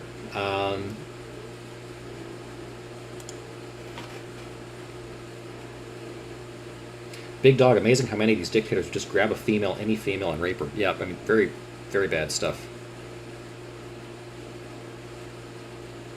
Andrew, Mark Zuckerberg, I don't think has done anything specifically. Well, I don't know. I mean, maybe we get to the point where we have enough evidence that things like Instagram and whatnot have been so destructive to the self-esteem of young women and whatnot that, he has a death count like some of these other people. Certainly there's some trends related to social media usage and the products that he's created, but I don't think to this point he has the resume quite yet to belong on these lists. So this is very close right now, guys. This is literally a tie right now, so if anybody has not voted, please put your votes into the mix. Again, Caligula also is pretty bad. He's... Yeah, the whole thing about, like, raping someone and then reporting her performance to her husband is like, God, that's just so vicious on so many levels. Killed for greed. Thought he should be treated like a god. A lot of these people think they should be treated like a god.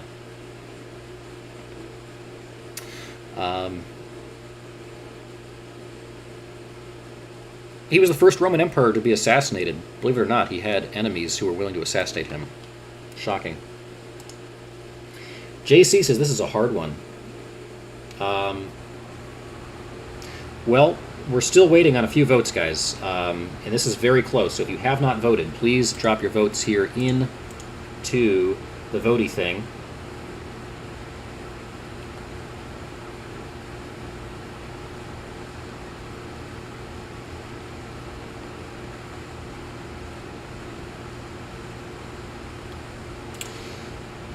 If you haven't voted, you can still sway this one. This is very tight.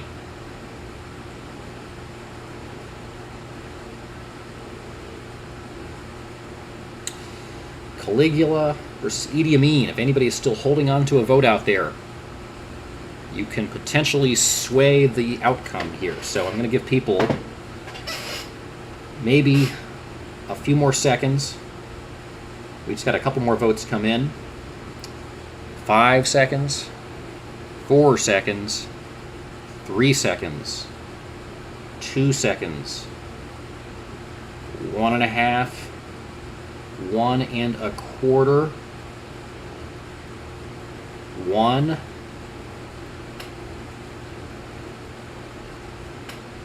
All right, guys, I'm going to close this down.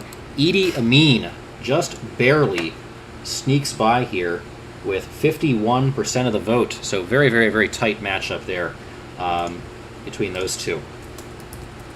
Moving right along, and by the way, guys, stick with us because we are going to wrap up this whole thing tonight. We got a little bit of ways to go, but stick with us if you can stay up. Stick with us. Caligula wasn't perfect, but he's one of the first leaders to promote the orgy, which is now considered a good thing by many people, says Pat Riley. Yikes. Okay, so now we have a matchup between Bernie Madoff and Timur. So Bernie Madoff, of course, led the largest Ponzi scheme in history. You guys know about him. $65 billion absconded from people through a scheme that was literally more than him pocketing their money. He looked people in the face, took their money, pocketed it, and left them completely destitute. He did this over many decades, destroyed entire communities, running this gigantic Ponzi scheme, faking financial statements. Meanwhile, president of the NASDAQ, like a perfectly capable guy, like a guy who, if he had wanted to run an actual legitimate financial operation, he could have, and he chose not to because he was lazy and evil. At the same time, we have Timur, who we talked a little bit about last night, but he was a Turco-Mongol conqueror. Basically conquered a lot of modern-day Afghanistan, Iraq, Central Asia, etc. Great military leader, but was pretty darn brutal. A bandit and somebody that would basically just destroy things for no particular purpose. He had no purpose to his conquest. He really didn't pick up land. He wasn't defeating particular enemies. He was just destroying things for the hell of it. Brought back a lot of stolen treasure back to his hometown and killed millions of people. Killed 90,000 people in one day and had them gutted. He had 90,000 skulls erected into 120 stinking towers around the city of Baghdad when he conquered Baghdad. Ordered that every man, woman, and child in the city were to be killed. Troops were given a quota for decapitated heads. Those soldiers who did not produce the quota would lose their own heads. Historian recorded the 28 towers out of the 1,500 skulls were each erected out of the 120 that he wanted erected, before the man who recorded the act stopped the count in disgust and horror. On another one of his assaults, he took an entire population of 100,000 people and cut them to bloody ribbons. Even the cattle, dogs, and cats of the town were put down. He loved creating skull pyramids, and that was his sort of primary modus operandi in many of his attacks. He also led what was called the Rape of Damascus, which you can imagine what that was all about. Another one of these dictators who seemed to be very into, rape, and had a penchant for building these like landform formations out of skulls and decaying human bodies. And apparently it did smell very, very, very bad. So he's here up against Bernie Madoff, who, again, this is the largest financial scam in history, and it's in the modern era. Like, Bernie Madoff is pretty darn bad. It's another case of, like, this is somebody in the modern era doing what Bernie Madoff did. Timur was definitely psycho. Bernie Madoff was just like, 40 years he had the chance to put an end to it, and he didn't. Like, 40 years he looked people in the face, took their money, and lived a lavish lifestyle on it. And it had to be stressful for him, too, because he knew at some point it was going to collapse. And yet he was just so freaking evil that he would do this directly to people's faces. He ended up turning himself in. Nobody figured it out along the way. I mean, that's something when it comes to Madoff. So get your votes in, guys. We got some votes in. We need a few more. This is definitely trending a particular direction, but I'll wait just a few seconds here to get a couple more votes in, and then we'll close it down.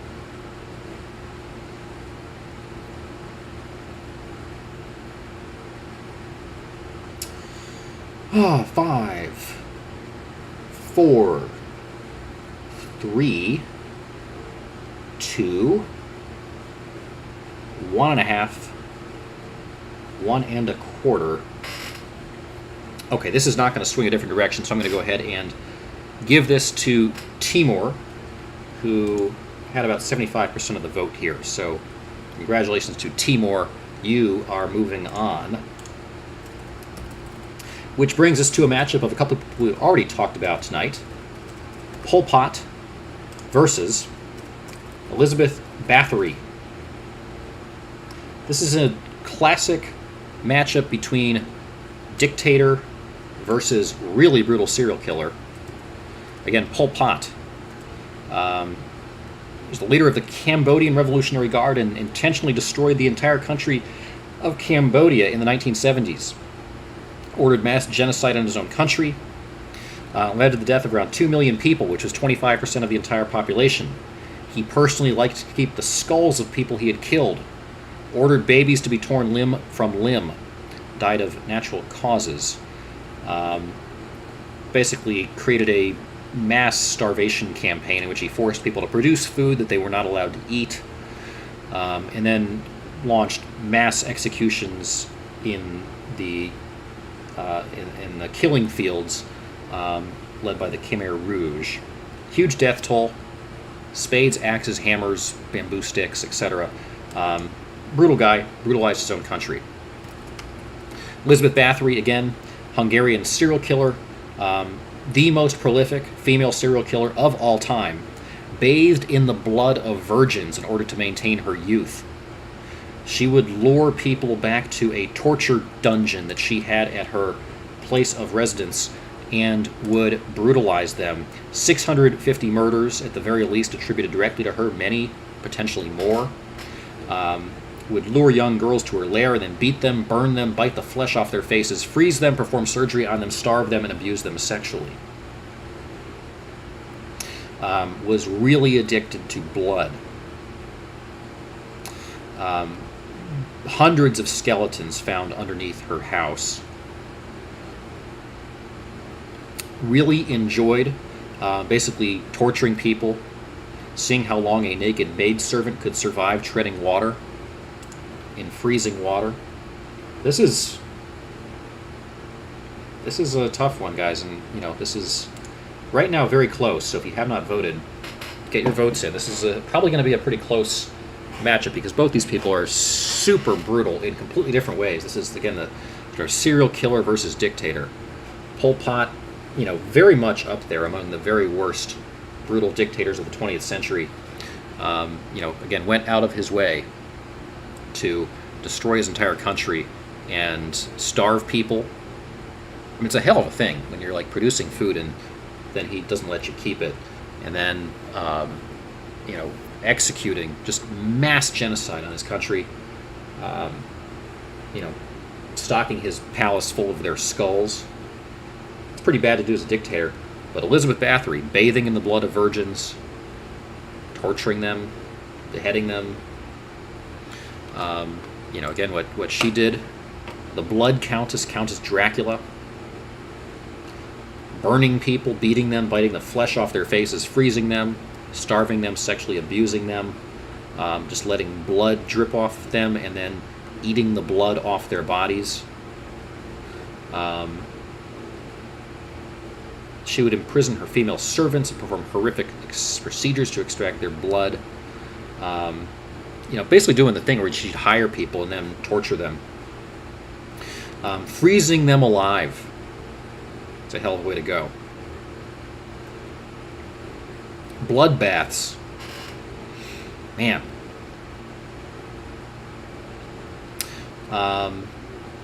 She was caught in the act of torture by visiting inspectors and didn't stop. Numerous skeletal remains uncovered underneath her residence. For sheer cruelty and vampiric tendencies, she might be the most vile person in history. So this is super close, guys. If you have not voted on Pol Pot versus Elizabeth Bathory, this is a classic really brutal serial killer versus really brutal dictator matchup. Get your votes in. This is super tight right now. If you are still hanging on to a vote, you have the opportunity to influence this in a big way. Bathory and Dahmer would have loved each other. This is D. Green. They might have been able to compare some notes, that's for sure.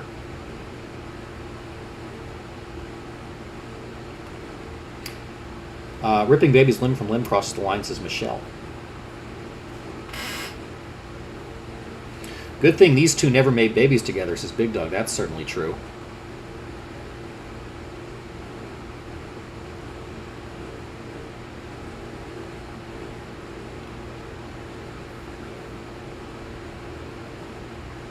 Pol Pot's crazy brother crackpot. Oh man, guys, these are just horrendous figures, and I guess some levity is merited, but it's also like these people killed is like those are real deaths. So guys, put your votes in. This is again super close right now. If anybody has not voted, Elizabeth Bathory, Countess Dracula, the most brutal. She's probably the most brutal female who ever lived. She it's hard to get more brutal than what she did. But Pol Pot, as a dictator, also quite bad. So if you have not voted, I'm going to give you just a few more seconds. This is close enough that you can make a big impact on this poll if you have not yet voted. So vote, vote, vote. 5 seconds. 4 seconds. 3 seconds. 2 seconds. 1.5 seconds. 1.25 seconds. By the way, lose track how many plugs I've done. If you are watching, you're watching Land Speculation here on YouTube.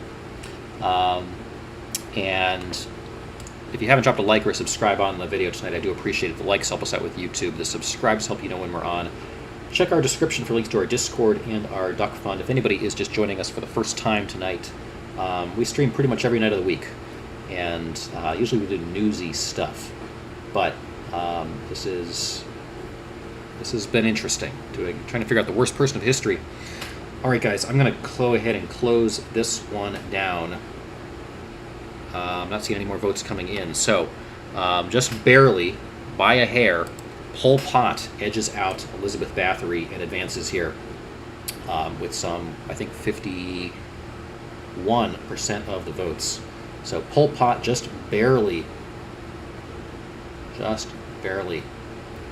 Very, very, very close vote. Which brings us to Kim Il-sung versus al-Baghdadi. So this, again, is a matchup of... This is actually an interesting one. Kim Il-sung launched the whole Juche thing in North Korea, took a prosperous country, and basically intentionally, for nothing more than the glorification of his own cult of personality, ran it into the ground. Dictator of North Korea, 50s and the 60s mostly, killed 3 million people in the Korean War, which he started, and then forced the entire country to idolize him, a period of mass brainwashing, at the same time that he was starving them and implementing famine by just making the economy shut down and implementing just completely failed methods for everything. Mass torture, would imprison tons of dissidents, lots of executions, super brutal, and his reign has kind of ruined North Korea for some 70 years. And he is up against al-Baghdadi, who of course is the leader of the Islamic State. So al-Baghdadi also super, super, super awful guy. Basically, the head of ISIS, and led all of their atrocities and human rights violations, including the genocide of the Yazidis, extensive sexual slavery, organized rape, floggings, systematic executions, directed terrorist activities, and massacres, embraced brutality as part of the organization's propaganda efforts, producing videos displaying sexual slavery and executions via hacking, stoning, and burning. He himself was a serial rapist who kept several personal sex slaves. He killed himself by detonating a suicide vest. So, ISIS is pretty bad. Kim Il-sung did a lot of those same things, but a little more covertly as head of North Korea, running that, abominable regime, probably the worst regime still in the world. And, again, the whole North Korean country, just millions of people have suffered under his wrath for many years. Decades and decades. Kim Il-sung proclaimed himself a living king, and like a god too. I mean, the stories that are taken as just gospel in North Korea about him are appalling. So get your votes in. Kim Il-sung here versus al-Baghdadi, founder of North Korean Juche, versus the head of the Islamic State. The Islamic State was really brutal. I don't know if you guys ever had a chance to watch some of those videos of the beheadings of journalists and people getting burned in cages. I read a long account of some girls in Britain who, for some reason, thought it would be a good idea to go and try to join the Islamic State, and no sooner did they get there than they, were basically brought into just the most brutal of sexual slavery, and those entire cities just wrunged in, posts of human skulls. Very, very, very horrible.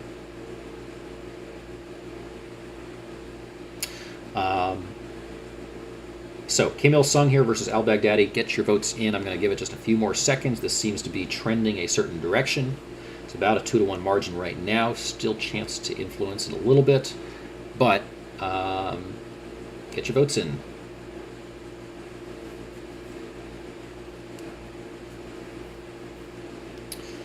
All right, 5, 4, 3. Bill says, for the most part, North Korea has tortured themselves while Baghdadi spread war all over the world. It's an interesting way of putting it. So I'm going to go ahead and close this down. Kim Il-sung has the majority on the votes, so I'm going to go ahead and close this. He had 60% of the votes or so, although it tightened up there a little bit at the end. So Kim Il-sung advances here over al-Baghdadi. Which brings us to two guys you probably already know a whole lot about, so I'm not going to have to go too deep into recounting them. But this is a matchup between Osama bin Laden, the terrorist mastermind of 9/11, and so many other things. The head of Al-Qaeda for multiple decades, the face of modern terrorism, inventor of the modern jihad against the West, versus Jeffrey Epstein and his island where countless women were lured and then ultimately made into basically like sex slaves for, disgusting, pig, rich, wealthy people. Blackmailer, eugenics wannabe guy. I mean, he's pretty bad. But Osama bin Laden is, the quintessential terrorist mastermind. So, get your votes in on these two guys. Osama bin Laden here versus Jeffrey Epstein. Still waiting on a few votes from folks. So we've got a couple more rounds left, guys. We'll probably be able to finish this in a little bit here. Not too many matchups left to go. So we're starting to count our way down. If you are able to stay up and hold out with us to figure out who is ultimately going to win this entire bracket, please do. So we've got votes in here. Seems to be trending a certain direction here. Bin Laden had a very tough matchup in the last round, but seems to be doing a little bit better here. I'm going to give this a quick 5, 4, 3, 2. I'm going to skip the interim votes and go ahead and just, well, this is tightening up a little bit. Vote, vote, vote, guys. So, okay, we're going to go ahead and close the voting here and give this one to Osama bin Laden, although it's a little tighter than I thought it would be. 55% of the vote there for Osama bin Laden. That tightened up definitely there at the end. So, yes, would al-Baghdadi have beaten bin Laden? Possibly, Epic Terry. The nature of these brackets is, you know, you get the matchups you get. And, you know, sometimes you get easier matchups, sometimes you get tougher matchups. That's part of the deal on these brackets. So, now we get Saddam Hussein versus Genghis Khan. Saddam Hussein, of course, dictator of Iraq for 24 years. Countless attacks, chemical attacks, eye gougings, beatings, and severe shocks on people. Persecuted, genocidal campaigns against the Kurds, Shabaks, Yazidis, Assyrians, and Mandians. Randomly impulsive leader, super brutal on his own people, very tribalistic, just a ruthless dictator. Versus Genghis Khan, Emperor of Mongolia, 1200s. Army killed 15 million people in the Iranian plateau and 60 million people overall. Really took out a lot of people, known as the scourge of mankind. A man's true delight is to molest his enemies and destroy them in such a way that their stocks, men and women, are dissolved in tears, and ride their well-bred saddled horses and then rejoice at the bosoms and laps of their wives and daughters, he says. That was certainly an era when I guess winning in battle meant you could just go, like, do awful things to people. Burnt Baghdad to the ground. Killed more than half the population of Central Asia. It's hard when everyone involved is evil and one just happens to be in charge of the evil at a time. Yeah, that's a thing. I mean, that was an era where a lot of people were evil, and war was just waged in a very evil way. Saddam did execute his evil more or less in the modern era, so that is certainly something to consider. You know, Genghis Khan's was not actually particularly brutal by the standards of the day. He just happened to be in charge of a lot of conquest.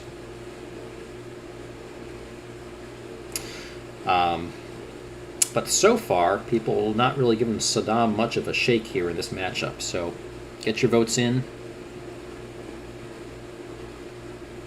Not super close right now, but get your votes in. If anybody has not voted, we're going to close this one down here probably pretty shortly because it is pretty overwhelming here. And yeah, this is Saddam is not going to be able to come back here, so I'm going to go ahead and Genghis Khan is going to win this particular matchup. So again, you're voting for who you think is worse in these matchups. And now we're on to the next round here, so we're marching right along, guys. So this is Mao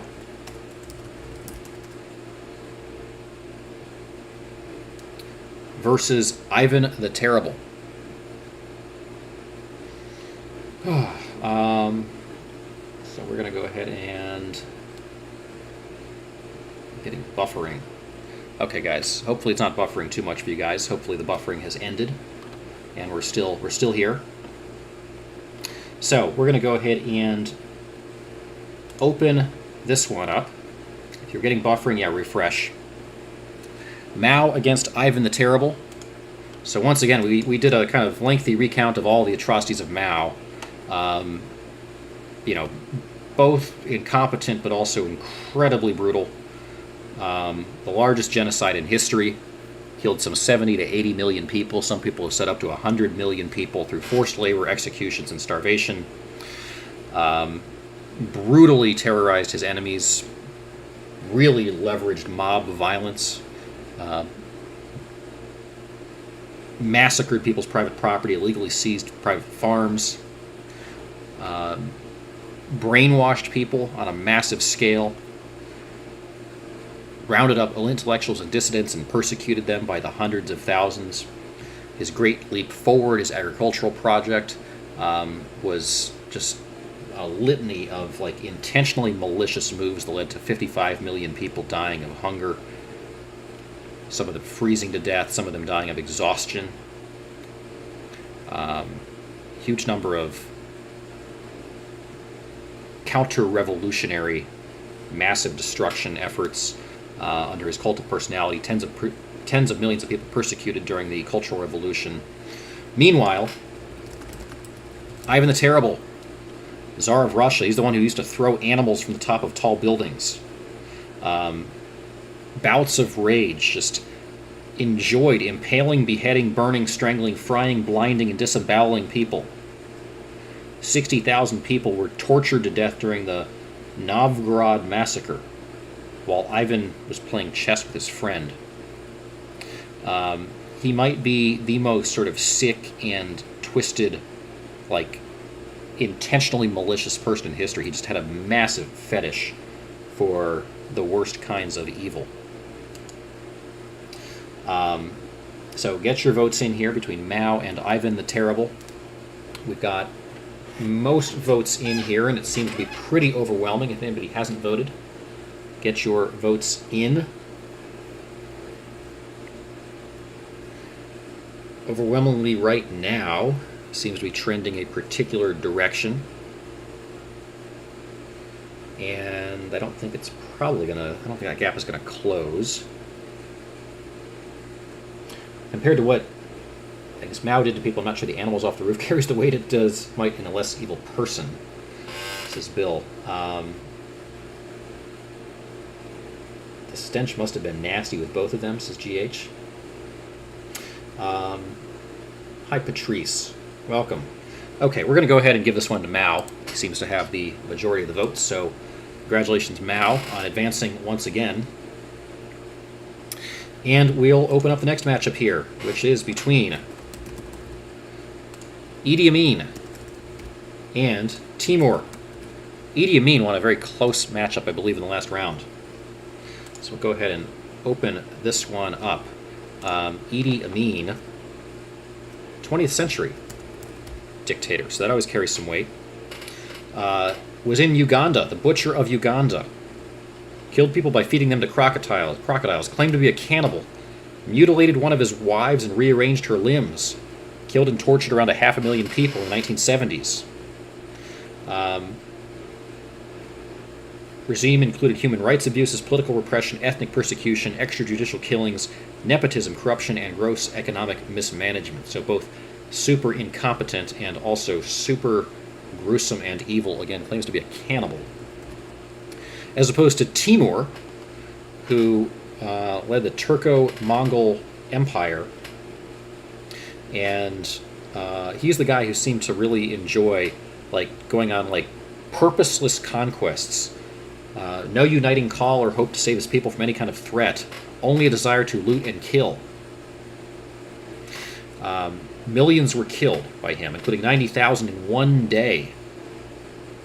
He would gather the skulls, erect them into stinking towers. In the city of Baghdad, he wanted to erect 120 stinking towers. The guy who was counting the towers as his troops created them stopped counting after 28 because they smelled so bad. And he was so disgusted and horrified.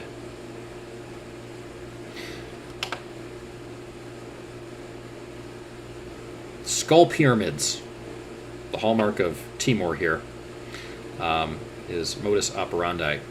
Even would kill cattle, dogs, and cats of the places that he conquered. So interestingly, so far, Idi Amin has a slight lead here in the voting. But keep voting, guys, as some of the votes are still yet to come in. I'm curious who's going to ultimately win this one. Timur is definitely pretty psycho.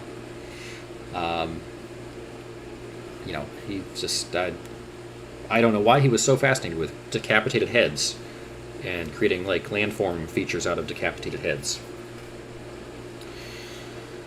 Yeah, the rape of Damascus too. You know, big into rape in an era when that seemed to be a common thing.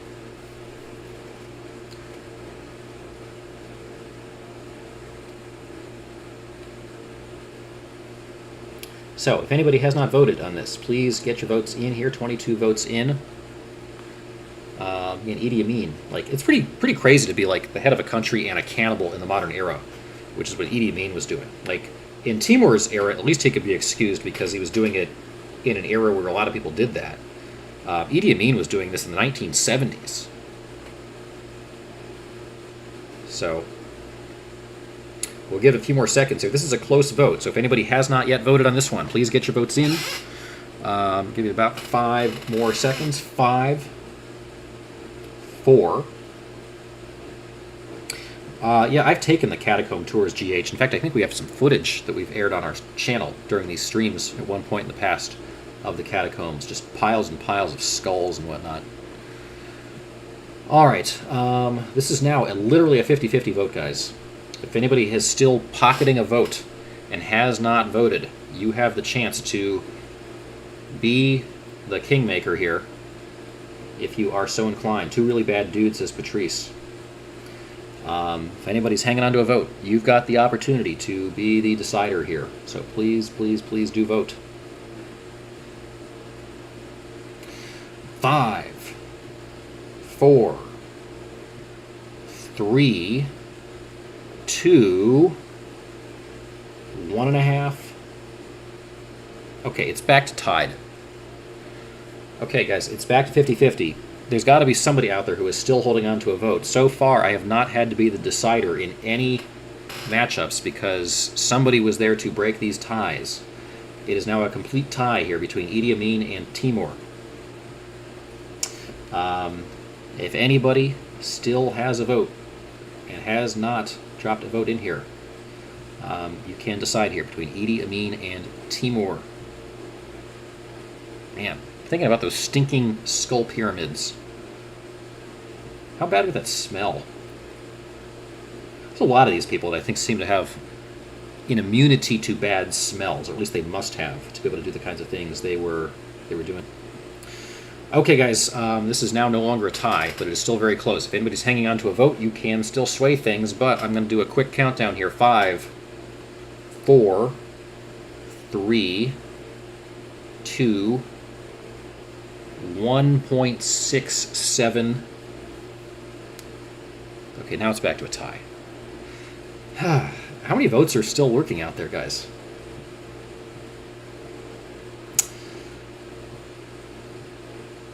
There is now a tie. This is suspenseful. We got to get to a couple more matchups here to decide this whole thing. Ties don't smell, says JT Thompson. Somebody has to still be hanging on to a discrete vote out there. This is pretty crazy. This might be our closest vote of the whole thing. Vote, vote, vote.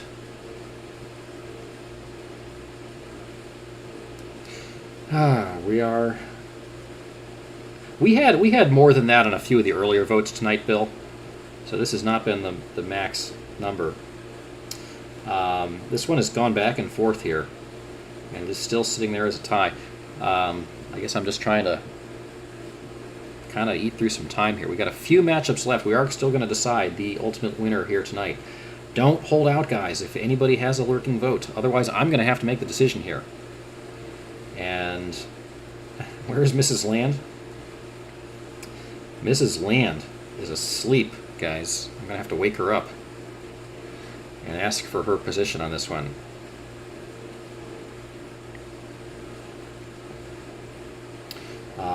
Do we have a hanging Chad somewhere?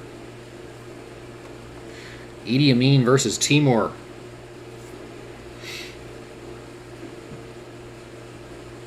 JT's going down the drain rapidly. We got to get this done. Okay, guys, I'm gonna make the deciding vote here, unless something magical comes in here at the very last second.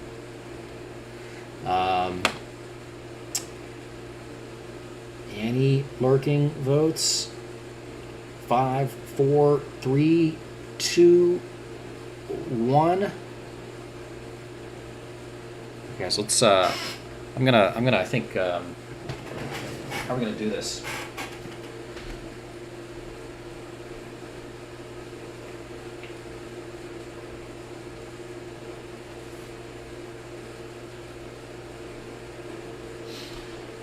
All right, guys. I'm going to flip a coin here. I'm going to flip a coin on this one, and we're going to do heads as Idi Amin and tails as Timur. And, all right, we're going to go ahead and pick Idi Amin here. Is going to advance. Idi Amin had the lead throughout most of this matchup. Idi Amin, of course, did his brutality in the modern era. So Idi Amin it is. It's the first matchup I've had to be the decider on. And there goes Idi Amin, advancing to the next round. Okay. All those people died, and it comes down to a coin flip. Yeah, I mean, we, obviously, kind of goes without saying, but there is a reality and a brutality to all of these people that we need to, of course, acknowledge.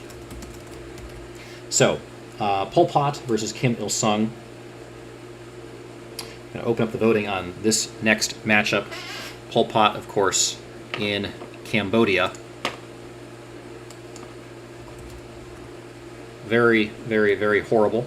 A lot of horrible things to his own people. Leader of the Cambodian Revolutionary Group that orchestrated the Cambodian genocide, killed 2 million of his own people, 25% of Cambodia's population, liked to keep the skulls of people he had killed, and went as far as ordering babies to be torn limb by limb. Also forced basically a famine, and then forced people into labor camps where they'd have to work on farms planting seeds that they couldn't actually eat, the product of killing fields of the Khmer Rouge. Pol Pot. Kim Il-sung, meanwhile, launched the whole North Korean experiment, the whole North Korean Juche thing, in which he tortured anybody. I mean, you're not allowed to disagree with him there. I mean, you're just dead if you disagree with him. But certainly would execute anybody who was a threat to him. Starved the North Korean people for generations. Still to this day, the North Korean people suffer because of the actions of Kim Il-sung. Probably the worst regime in the entire world. So here is Pol Pot versus Kim Il-sung.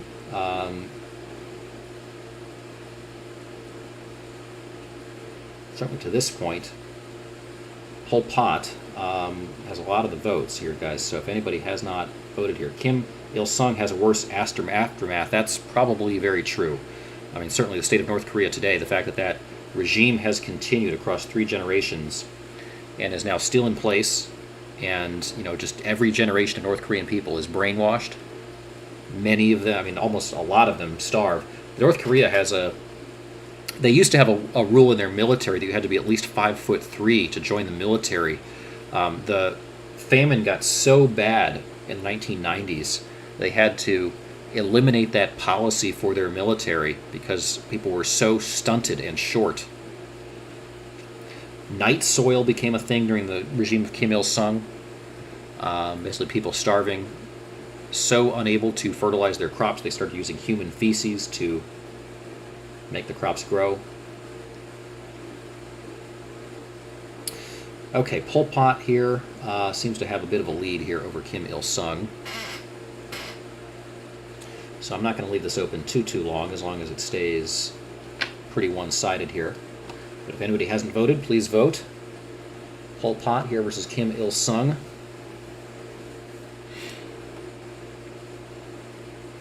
Okay, this is pretty one-sided. We're going to go ahead and give this to Pol Pot. I'm kind of surprised by that, actually. I thought Kim Il-sung might get a little more love in that one. I mean, not love, obviously, but people who think he's brutal. Which brings us to a matchup between Osama bin Laden versus Genghis Khan. So, here goes Bin Laden versus Genghis Khan. Bin Laden, of course, the mastermind of the 9/11 attacks, the head of Al-Qaeda, and the inventor of modern Islamic jihad against the West. No regard for the West whatsoever from Osama bin Laden. Meanwhile, Genghis Khan, of course, conquered more of the world than anybody in history. Not necessarily the most brutal of warlords ever, but probably more people died at the hands of Genghis Khan than perhaps anybody ever. So he is himself quite brutal. So, vote your choice here. Emperor of Mongolia. 60 million people died during his reign. The scourge of mankind. Loved to molest his enemies and rape the wives and daughters of the people he conquered. Basically, everyone he came in contact with suffered tremendous hardship. Burnt Baghdad to the ground. Yeah, really, really bad guy, Genghis Khan. And seems to be getting the overwhelming majority of the votes here.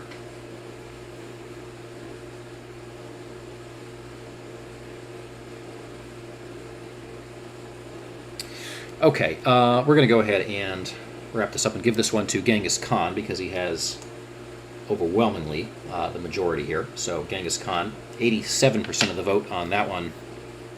Which brings us to a matchup between Mao and Idi Amin. So these are both 20th century dictators. And frankly, that whole tie matchup in the last round may have been a bit of a moot point. As bad as both Idi Amin and Timur are and were, we're going to see how they fare against Mao here. So Mao, as a reminder, has led to the deaths of 70 to 80 million people in China. Largest genocide in history. Shut down the private economy and launched mob violence against private landholders. Launched the largest famine in world history, largely intentionally, and refused to admit any fault because he was trying to preserve his cult of personality. Imprisoned and basically brutally resulted in the death of any dissidents, counter-revolutionaries, his anti-rightist campaign. I mean, just, yeah, awful, awful, awful guy. Bad demonstration projects that were kind of maliciously poorly built. Meanwhile, Idi Amin, Uganda, butcher of Uganda, fed people to crocodiles, cannibal in the 20th century. Even Mao didn't eat people. Mutilated his wives, rearranged her limbs. This guy's like a modern-day version of Timur. Killed and tortured around 500,000 people. Abuse, political repression, ethnic persecution, nepotism, corruption, extrajudicial killings, manipulating the law for his own benefit.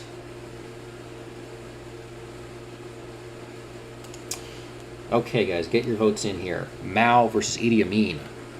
We only have a few matchups left before we will know the answer to who the most brutal person in history, or who the worst, most evil person in history was. So put your votes in now here between Mao and Idi Amin. Let's see. How do you rearrange someone's limbs, Christie's asking? It's an interesting question. I don't know the answer to that.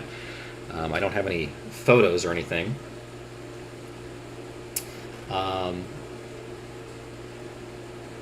So this is pretty darn overwhelming, guys. I don't know how long we need to leave this one open, but if anybody hasn't voted, please do pop your votes in there.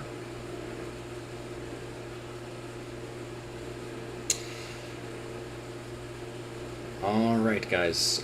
This is more than a 2-to-1 margin right now. So, again, if anybody hasn't voted, please do vote. Vote, vote, vote. Okay. More votes coming in, but they're only trending in the same direction. So we're going to go ahead and give this one to Mao and end the poll. I am curious, and I'm going to run a whole second just kind of poll here, just because I'm curious. If we put Mao up against Timur, we didn't, but if we had run Timur there instead of Idi Amin, who would people have voted for? This is obviously not part of the actual poll here, or not part of the actual bracket here, because we picked Idi Amin over Timur. But if anybody has a particular proclivity here between Mao and Timur, let me know. Just curious on this one. Timur obviously was building the skull pyramids, the really, pointless conquest, in an era in which pointless conquest was pretty rampant all over the world, but seemed to have a penchant for enjoying turning people's mutilated bodies into landform artifacts.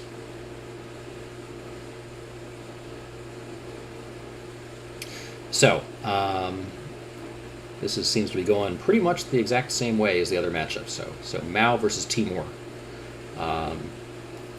Trending very, very similar in terms of the overall vote, actually. Maybe a little bit tighter here. So, I'm just curious on this one. Maybe a little bit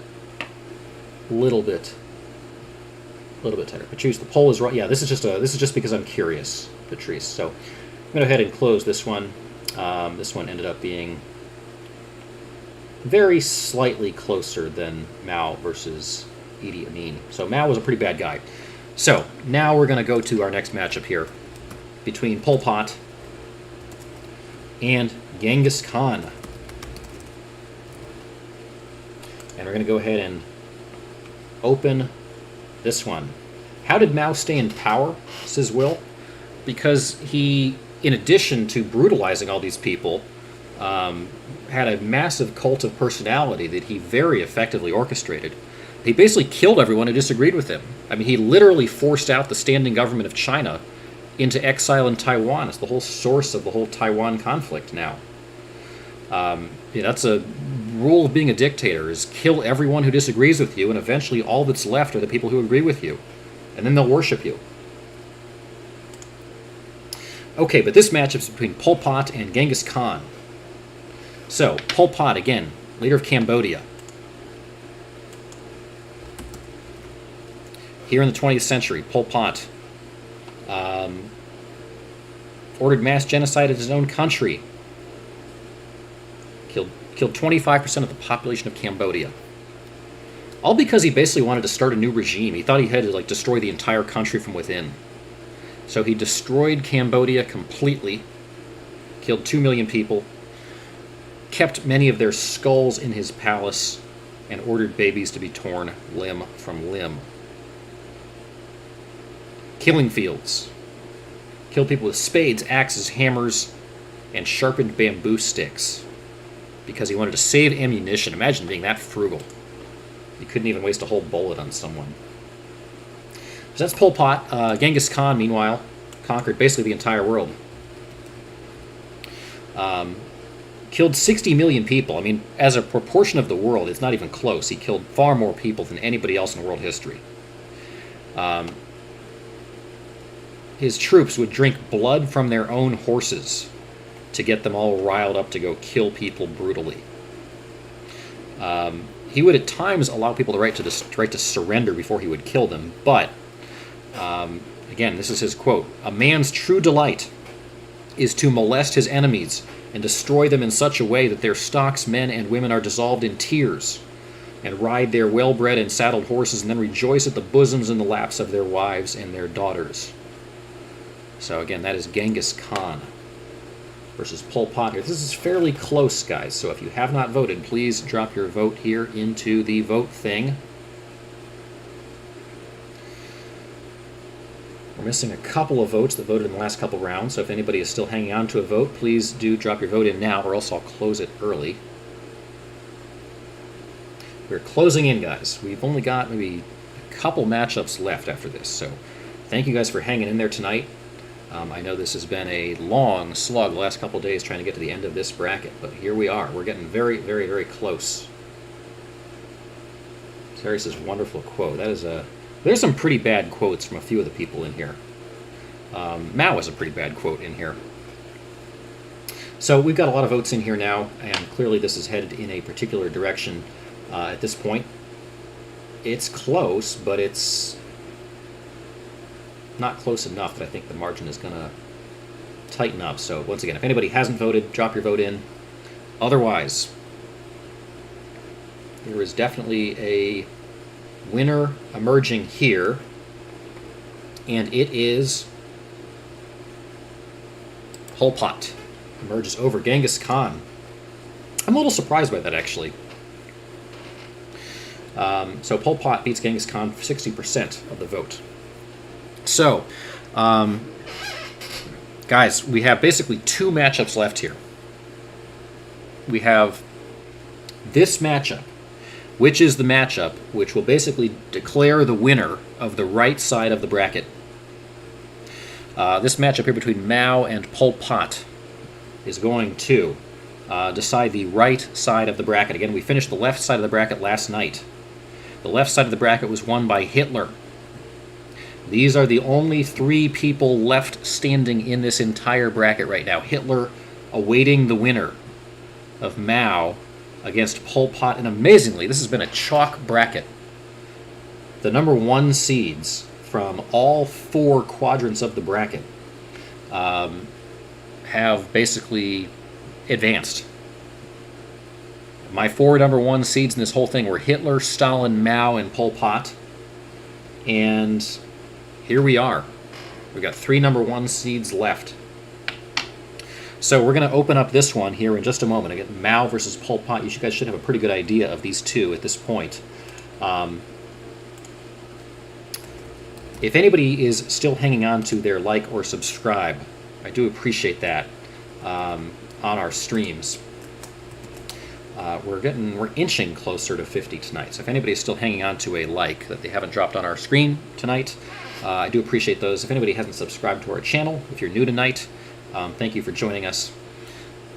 Be a regular on the channel if you're new. We're on pretty much every night of the at least the weekdays, doing news and all kinds of features and deep dives and things like that, and sometimes brackets like this. And if you're not on our Discord, join our Discord. That's linked in the description. If you have not contributed to our Duck Fund, please contribute to our Duck Fund. That also linked in the description. We've had upsets along the way, Big Dog, but no major upsets. We've had some upsets, I guess, in some of the individual matchups, but the four number one seeds have all advanced here. So we're going to go ahead and open this matchup up here, guys. This is very close to the end, so please vote carefully. This matchup again between Mao and Pol Pot. Here we go. Mao versus Pol Pot. Mao, of course, the leader of the Chinese Communist Party from the 40s to the 70s. We talked about his regime of brutality. Just, a guy that just loved to see people suffer. In a series of tactics that have been kind of borrowed around the world for a very long time now. Really brutally punished his enemies. Just caused needless mass famine. I mean, tremendously egotistical. Real jackass of a guy. And personally, every account, every firsthand, I've got a whole book on Mao that's all firsthand accounts. There is nothing in his life that suggests he had any redeeming qualities to him. From the time he was a young child, he was just a hateful, spiteful, evil person. Pol Pot, if you were Cambodian under Pol Pot, that was horribly brutal. Pol Pot killed a substantially larger percentage of the Cambodian citizenry than Mao ever did in China, and Pol Pot did it intentionally. Pol Pot killed a quarter of his country simply because he wanted to basically destroy the country so he could take a more unilateral rule in the country. You're bad when your whole regime is sort of hallmarked by, they call it killing fields. And again, his fetish for human skulls, really awful.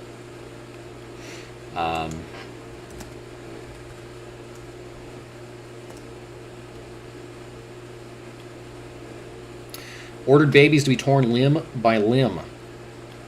I'm sure Mao would have, not batted an eyelash at that. Mao's quote about violence is pretty bad. But, I don't know. Maybe Pol Pot, per capita is almost even worse. But, again, Mao's quote about revolution: "It is not a dinner party, nor an essay, nor a painting, nor a piece of embroidery. It cannot be advanced softly, gradually, carefully, considerably, respectfully, politely, plainly, or modestly. It is an insurrection, an act of violence by which one class overthrows another." Like, this whole genre of, like, just sort of uncompromising violence against others largely traces back to Mao. And he, the thing about Mao is he had the entire example of Hitler and Stalin to observe. Like, he rose to power after Hitler was dead and when Stalin was almost dead. He observed them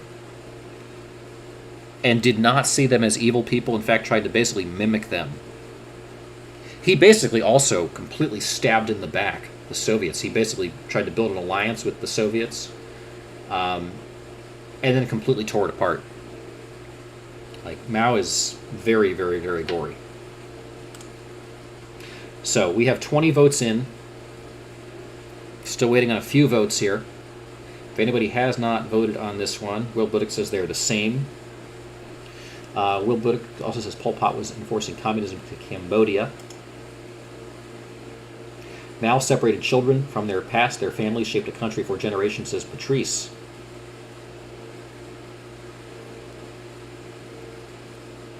GH thinks Mao looks more cruel. Mao originated the Red Guards, says Lava Java. GH thinks Pol Pot does not look like a brutal dictator.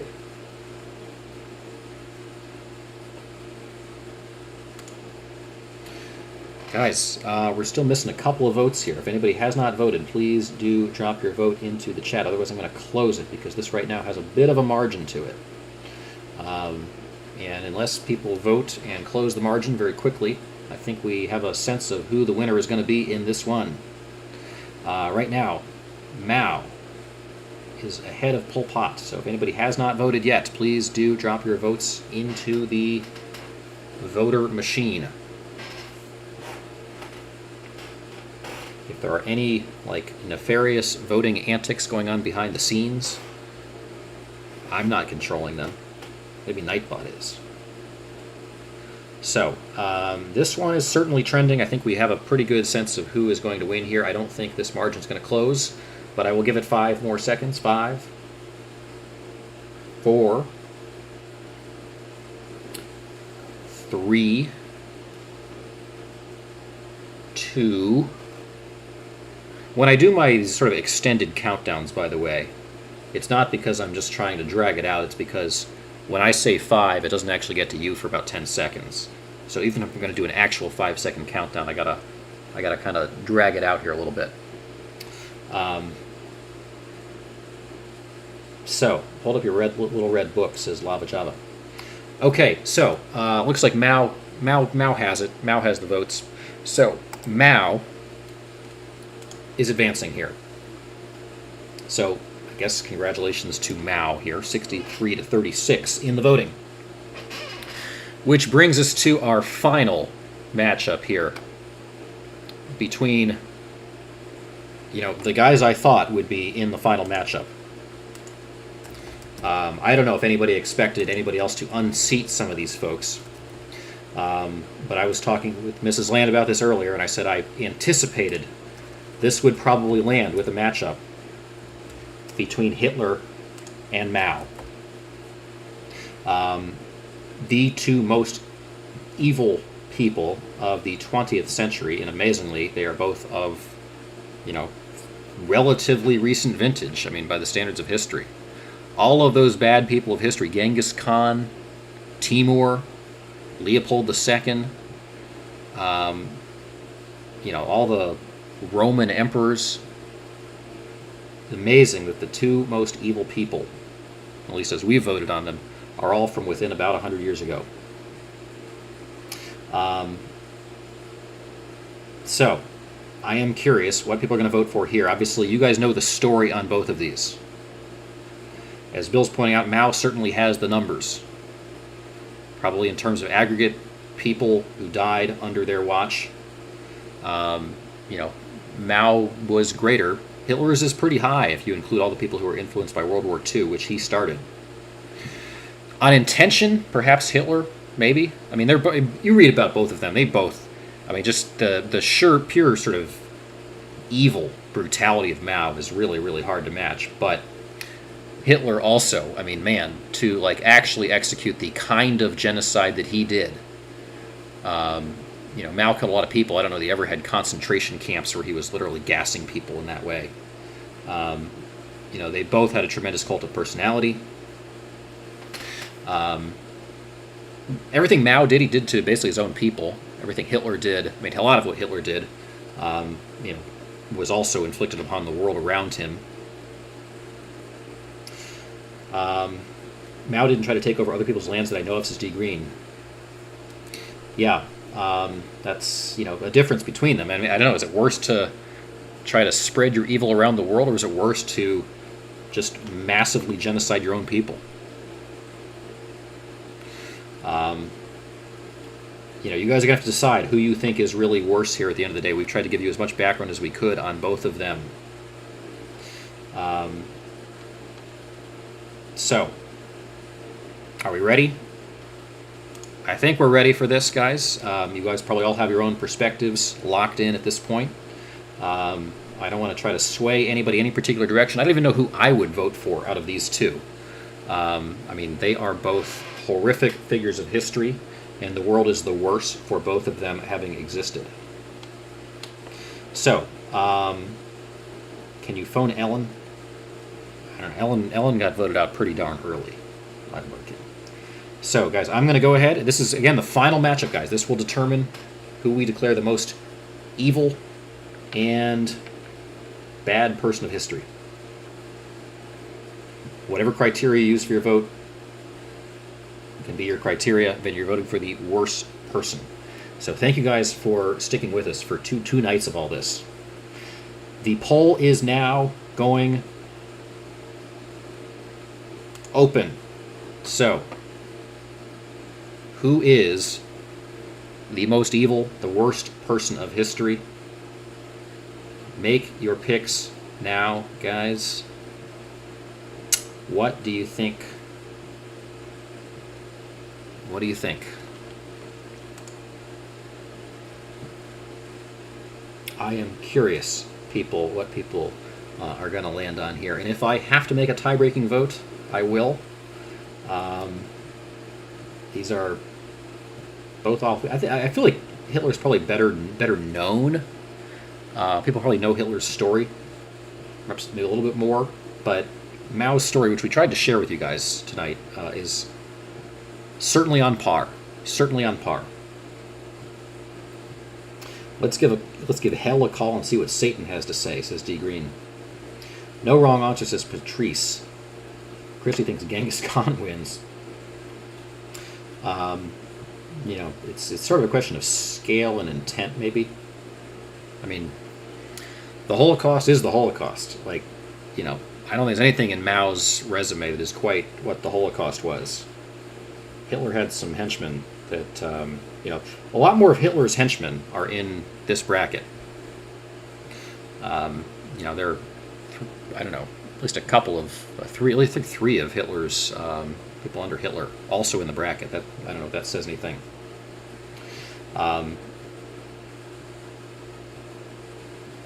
20 votes in. It is a perfect tie right now. So get your votes in, guys. Hitler versus Mao here is a 50-50 tie at this moment. So whoever is hanging on to a vote, you guys have a lot of power in your hands at this juncture. I mean, this bracket doesn't really count for anything, I guess. So, you know, it's not like we're issuing a trophy here. The winner is just declared the worst person of history. And, you know, frankly, with these two, probably both of them would have been proud of that. I don't know who would have been more proud of it between the two of them. If you want to know about hell, these two created that for sure, says GH.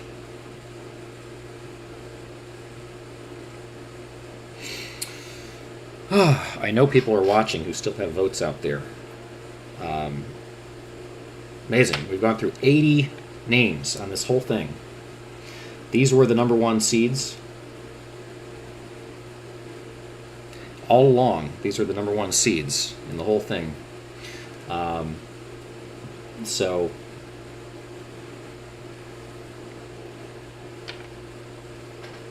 when you're dealing with like 100 million people to your name, that is something that will, I mean, I don't know, will that ever be equaled in human history? In terms of just, I mean, in the scale and the scope and the diversity of ways in which Mao brutalized people, just effort after effort after effort after after effort after effort.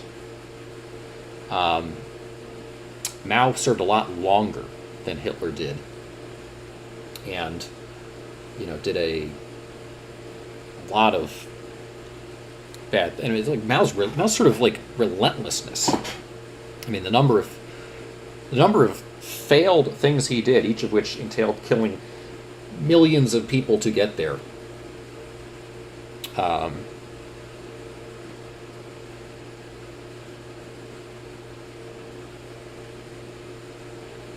Hitler was a quick burn, Mao a slow one.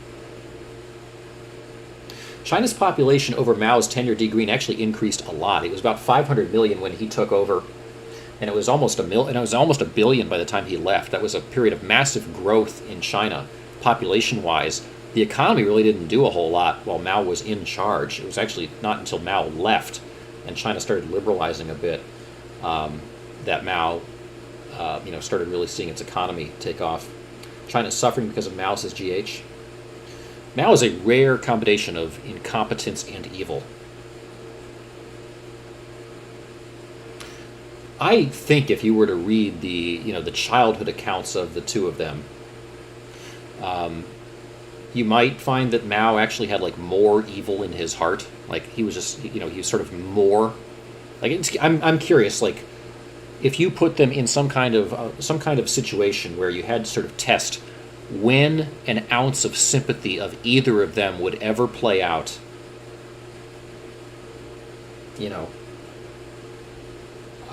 it's a tough thing. But I'm curious.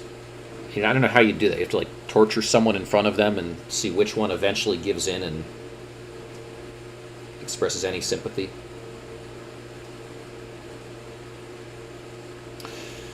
So we now have 23 votes in, and this is still within one vote, guys. So if anybody is still pocketing a vote, okay, now we're back to a exact tie.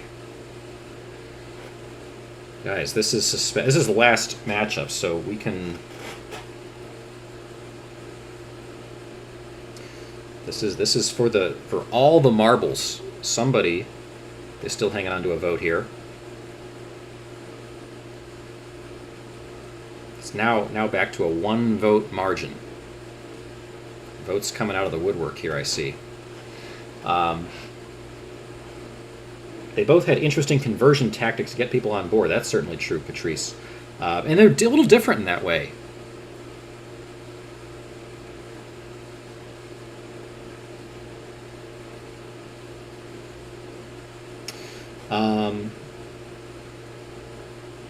Yeah, Bill, I'm not going to break this one with a coin flip if it gets there. And right now it's, again, a tie. We've got 26 votes in now. It is an exact tie. I mean, theoretically, we should have at least up to as many as 30 votes here out there in the woodwork. So it is a tie once again. Moniker, have you voted? This is definitely a hanging Chad situation, guys. It is like super late at night, and somebody is going to win this. And we don't know who. Rainmaker, thank you for the ducks. GH, thank you for the ducks. Thank you guys for staying up with us for this suspenseful conclusion. Did you vote? Okay, you voted, okay. It is a really hard choice to make right now, and we've got 27 votes in. It is a 1-vote margin. I'm working on sending in some mail-in ballots. Oh, goodness. I should have asked Mrs. Land before she went to bed who she would vote for, because I knew this was going to be the matchup. I do know who she thinks was going to win. They're both fundamentally tortured and killing, says DU. We should suspend the counting till tomorrow. Echo Bear. Echo Bear is very excited. Wow.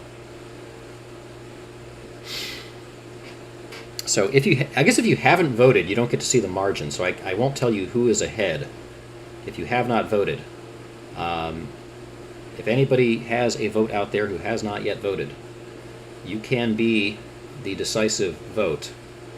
If you voted, I guess you can see the margin, but if you haven't voted, you can't. So if anybody has not voted, I'm not going to tell you who's ahead by one vote right now, with 27 votes in. But I'm going to give it just a tiny bit longer.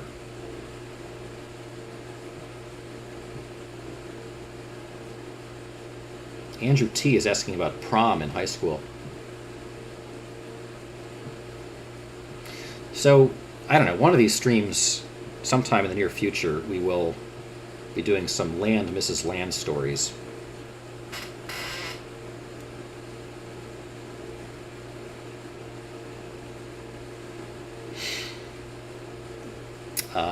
I don't know, might get to that topic. Yeah, GH, sorry you're going to be late for work tomorrow. This is suspenseful. Okay. It is currently 2:17 in the morning.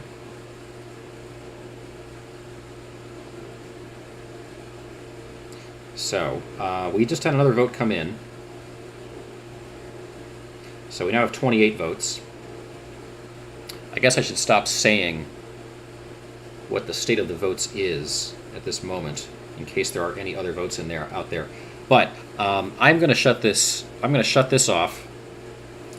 Kind of regardless of where it is, I'm going to shut this off the second my computer clock here switches to 2:20 in the morning. So it is currently 2:18. We're sitting here awaiting. This is like, you ever watch those election specials? I've gone back and I've watched like the 2000 election night specials, and it's amazing just how much time they have to kill, just kind of not knowing what's happening, just kind of filling it with just idle chatter. But it's like tense because things are on the line. So I got to sit here and just chit chat for a moment. We got about another minute, I think. So I'm going to sit here and just idle chit chat. Once again, guys, if anybody hasn't dropped a like or a subscribe on the video tonight, I do appreciate that. The likes help us out with YouTube. The subscribes help you guys know when we're on. Check the description for links to our Discord and our Duck Fund. I will tell you guys that the 29 votes in, this is still a one-vote margin. We've been a virtual tie the entire voting between these final two figures. Now we have 30 votes.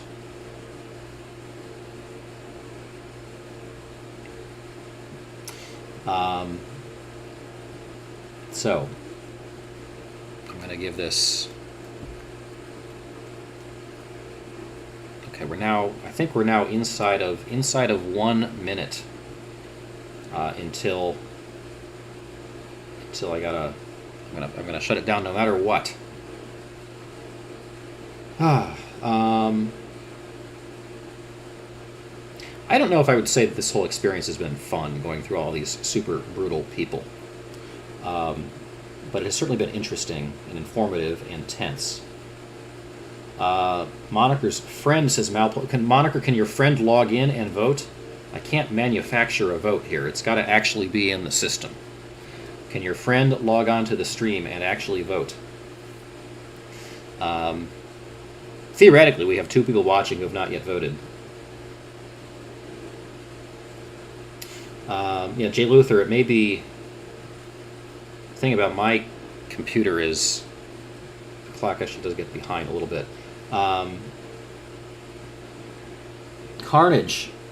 We've been bracketing 80 dictators and serial killers tonight and last night, and trying to figure out who the most evil person of history is. There are a bunch of serial killers in this bracket, although none of them made it to the finals here.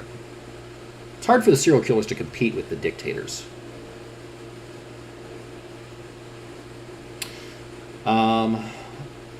Okay, guys, we have hit the official minute when I said I would shut this down. This is your final warning. If you have any friends you want to vote, if you know anybody who has a perspective on this that you can make log in to issue their final vote, you got to tell them. Christy has PTSD. Has been so stressful. Got to grit my teeth a lot over these creeps. Yeah. I don't know if Moniker's friend is going to log in and vote. Okay, anyway. I said we would shut this down. So, I am going to shut this down. I'm going to start a very slow 5-second countdown here. 5. Yeah, we hit 80 evil people, Big Dog. That was the number. 4.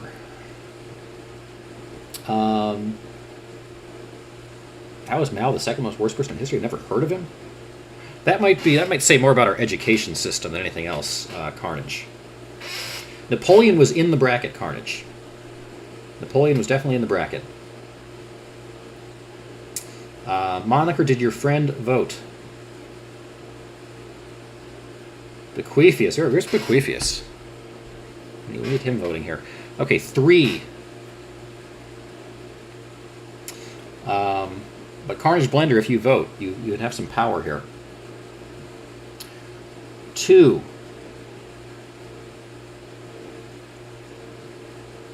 2 seconds. I mean, these are long seconds, I know.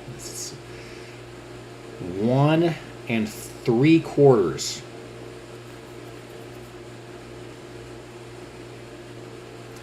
1 2/3. 1 1/2.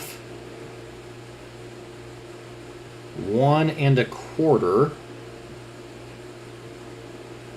1. Oh my goodness, we had one more vote come in, and this is tightened up. This is now once again a 1 vote margin.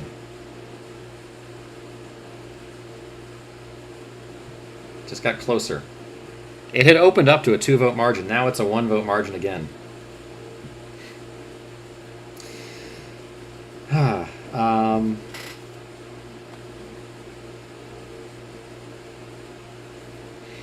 0.75. 0.5.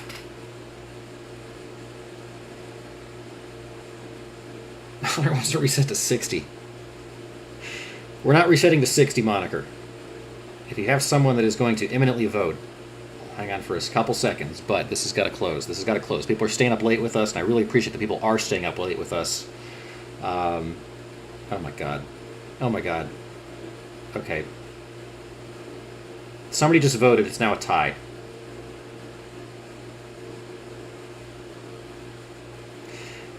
Now we have 33 votes. It's a 1 vote margin again. More votes are coming in here, guys.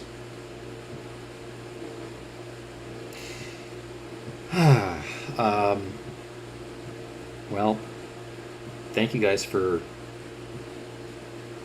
hanging out here. This is now we got 35. This is changing a lot by the second. Carnage says Shitler is the worst person in history. I see what you did there. You added an S, so it went from Hitler to Shitler. It's good. It's good.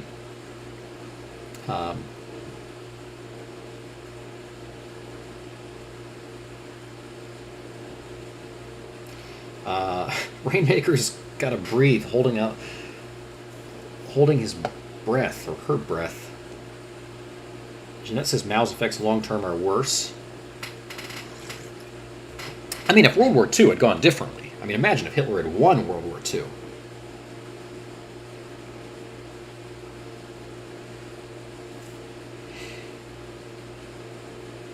Okay, the winner tonight is Patrice Bake on the stream. So congratulations, Patrice Bake.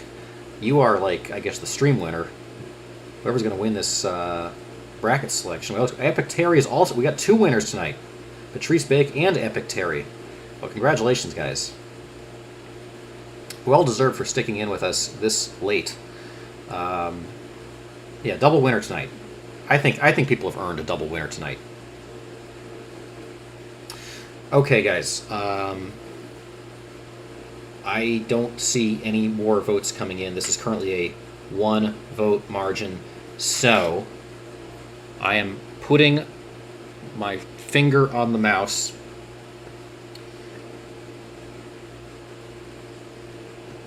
If Hitler had won World War II, China would now be Japan. That's probably true, D. Green. Imagine your life if Hitler had won World War II. I mean, that's another... I mean, that's a thought. I mean, you know, Hitler achieving all of what he wanted to achieve would have resulted in a substantially worse life for all of us here in America than Mao achieving all of what he wanted to achieve.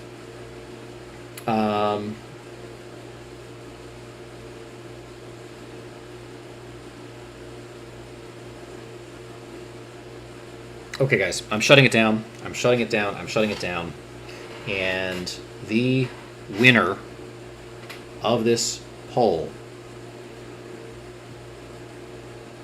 with 35 votes in, we are ending the poll.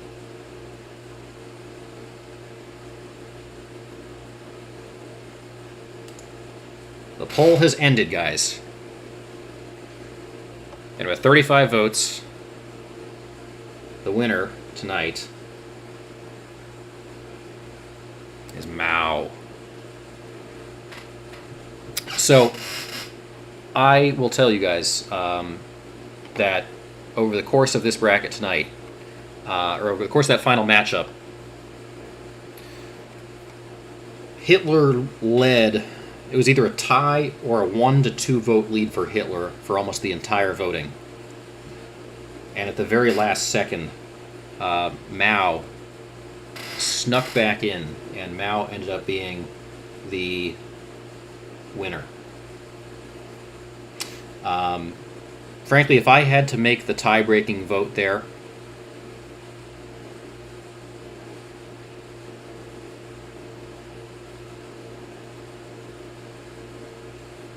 boy, I'd have to think about it. I'm actually not sure.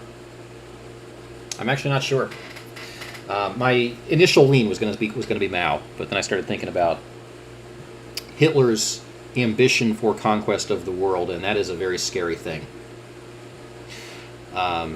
Both of them would be, you know, deserving champions of this bracket for who deserves the worst seat in hell. This vote was extraordinarily real, so Mao is a closer, apparently. 2 very, very, very bad guys. Very, very, very bad guys. Carnage wants a recount. I didn't count them at all. That's ask the bot. So, guys, this has been a long couple nights doing this bracket. I hope this is super interesting to people. You know, this is a lot of evil people. We've learned a lot about different people of history. Now I think it gives us the opportunity to potentially do some deep dives into some of them that people found particularly interesting. So let me know kind of what what you think we should do next as a deep dive, having now done this, and as a bracket now that we've now done this. This is pretty interesting. We also are 1 vote short of 50, I believe, on the likes tonight. So if anybody has not dropped a like on our stream, I do appreciate that.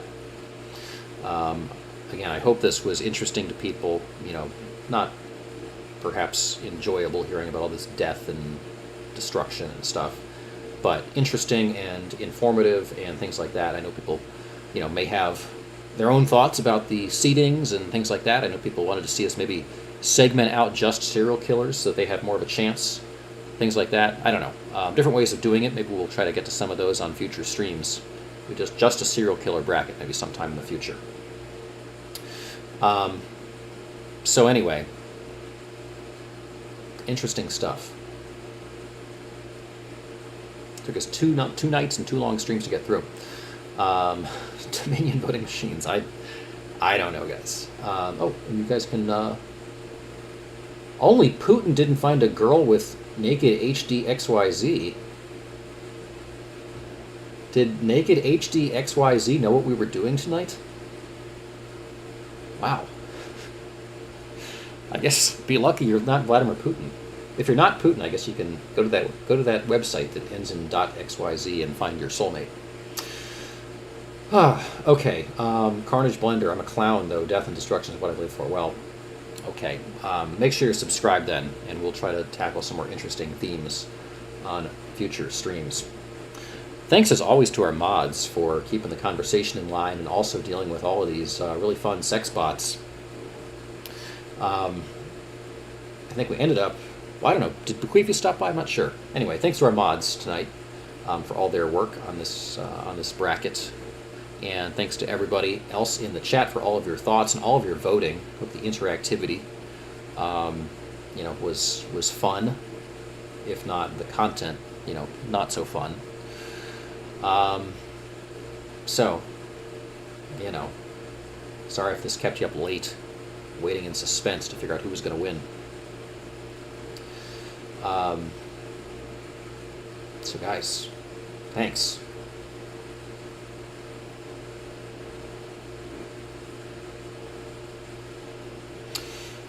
All right, we'll have to figure out what we want to do next. Always open to ideas, guys. Please shoot me notes on your ideas. If anybody wants to reach out to me directly, landspeculation@gmail.com is the email address.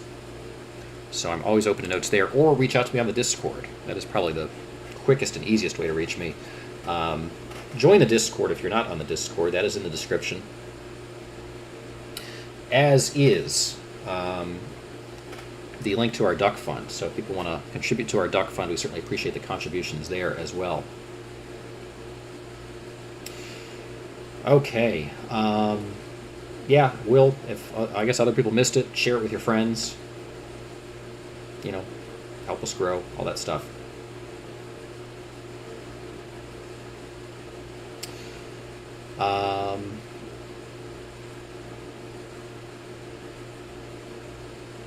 Ranking software bill. I'm not sure where the ranking software is from.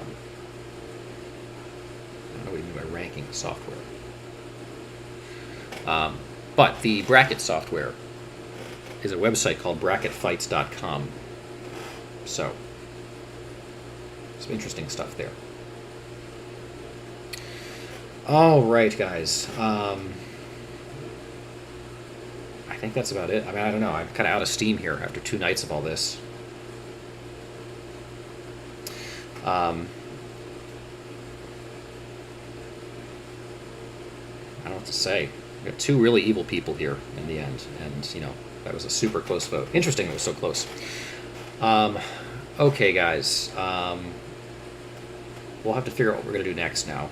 Probably go back to some news. We're gonna do some. I'll do some sort of more personal stories. Land, Mrs. Land. I think somebody suggested life or death situations, which would be interesting. Yeah, that's about it. So I'll leave the stream up if people want to keep chatting, some fireworks and stuff like that. Let me know, who do you think was like the most sort of under the radar interesting person? Is there somebody you didn't know about through this bracket? Who do you think was maybe like the most interesting person that maybe didn't win, but was interesting nonetheless along the way? I'm curious what people think. If anybody has any thoughts on that, post them here in the chat. I'm very curious. If anybody wants to hear any deep dives on any of these figures individually, be very curious. So, if anybody has any ideas there, let me know. Christy says Genghis Khan. Yeah, that would be an interesting deep dive.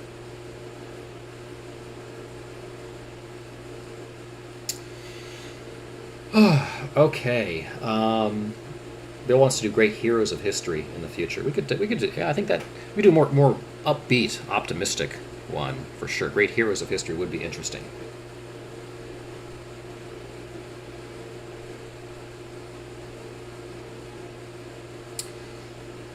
So,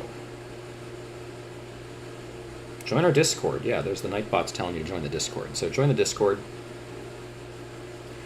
Heroes will be more uplifting. We need to start brainstorming some names if we're going to do heroes. Rainmaker wants to learn more about Ellen DeGeneres. Somehow Ellen DeGeneres ended up in this bracket and lost very early. Appropriately.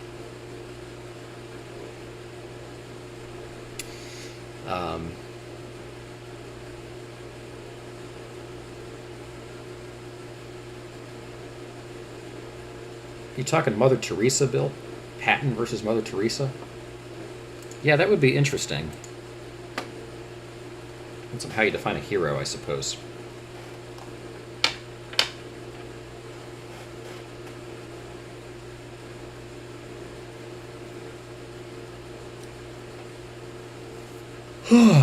All right. Thanks, guys. Yeah. Like, subscribe, Discord, Duck Fund, guys. I'm going to turn on the fireworks and check out here for the night, I think, and let you guys close it down. So, again, thanks for the conversation. Thanks for voting. Thanks to our mods. All that stuff. Okay, guys. This is Land. That ain't just speculation.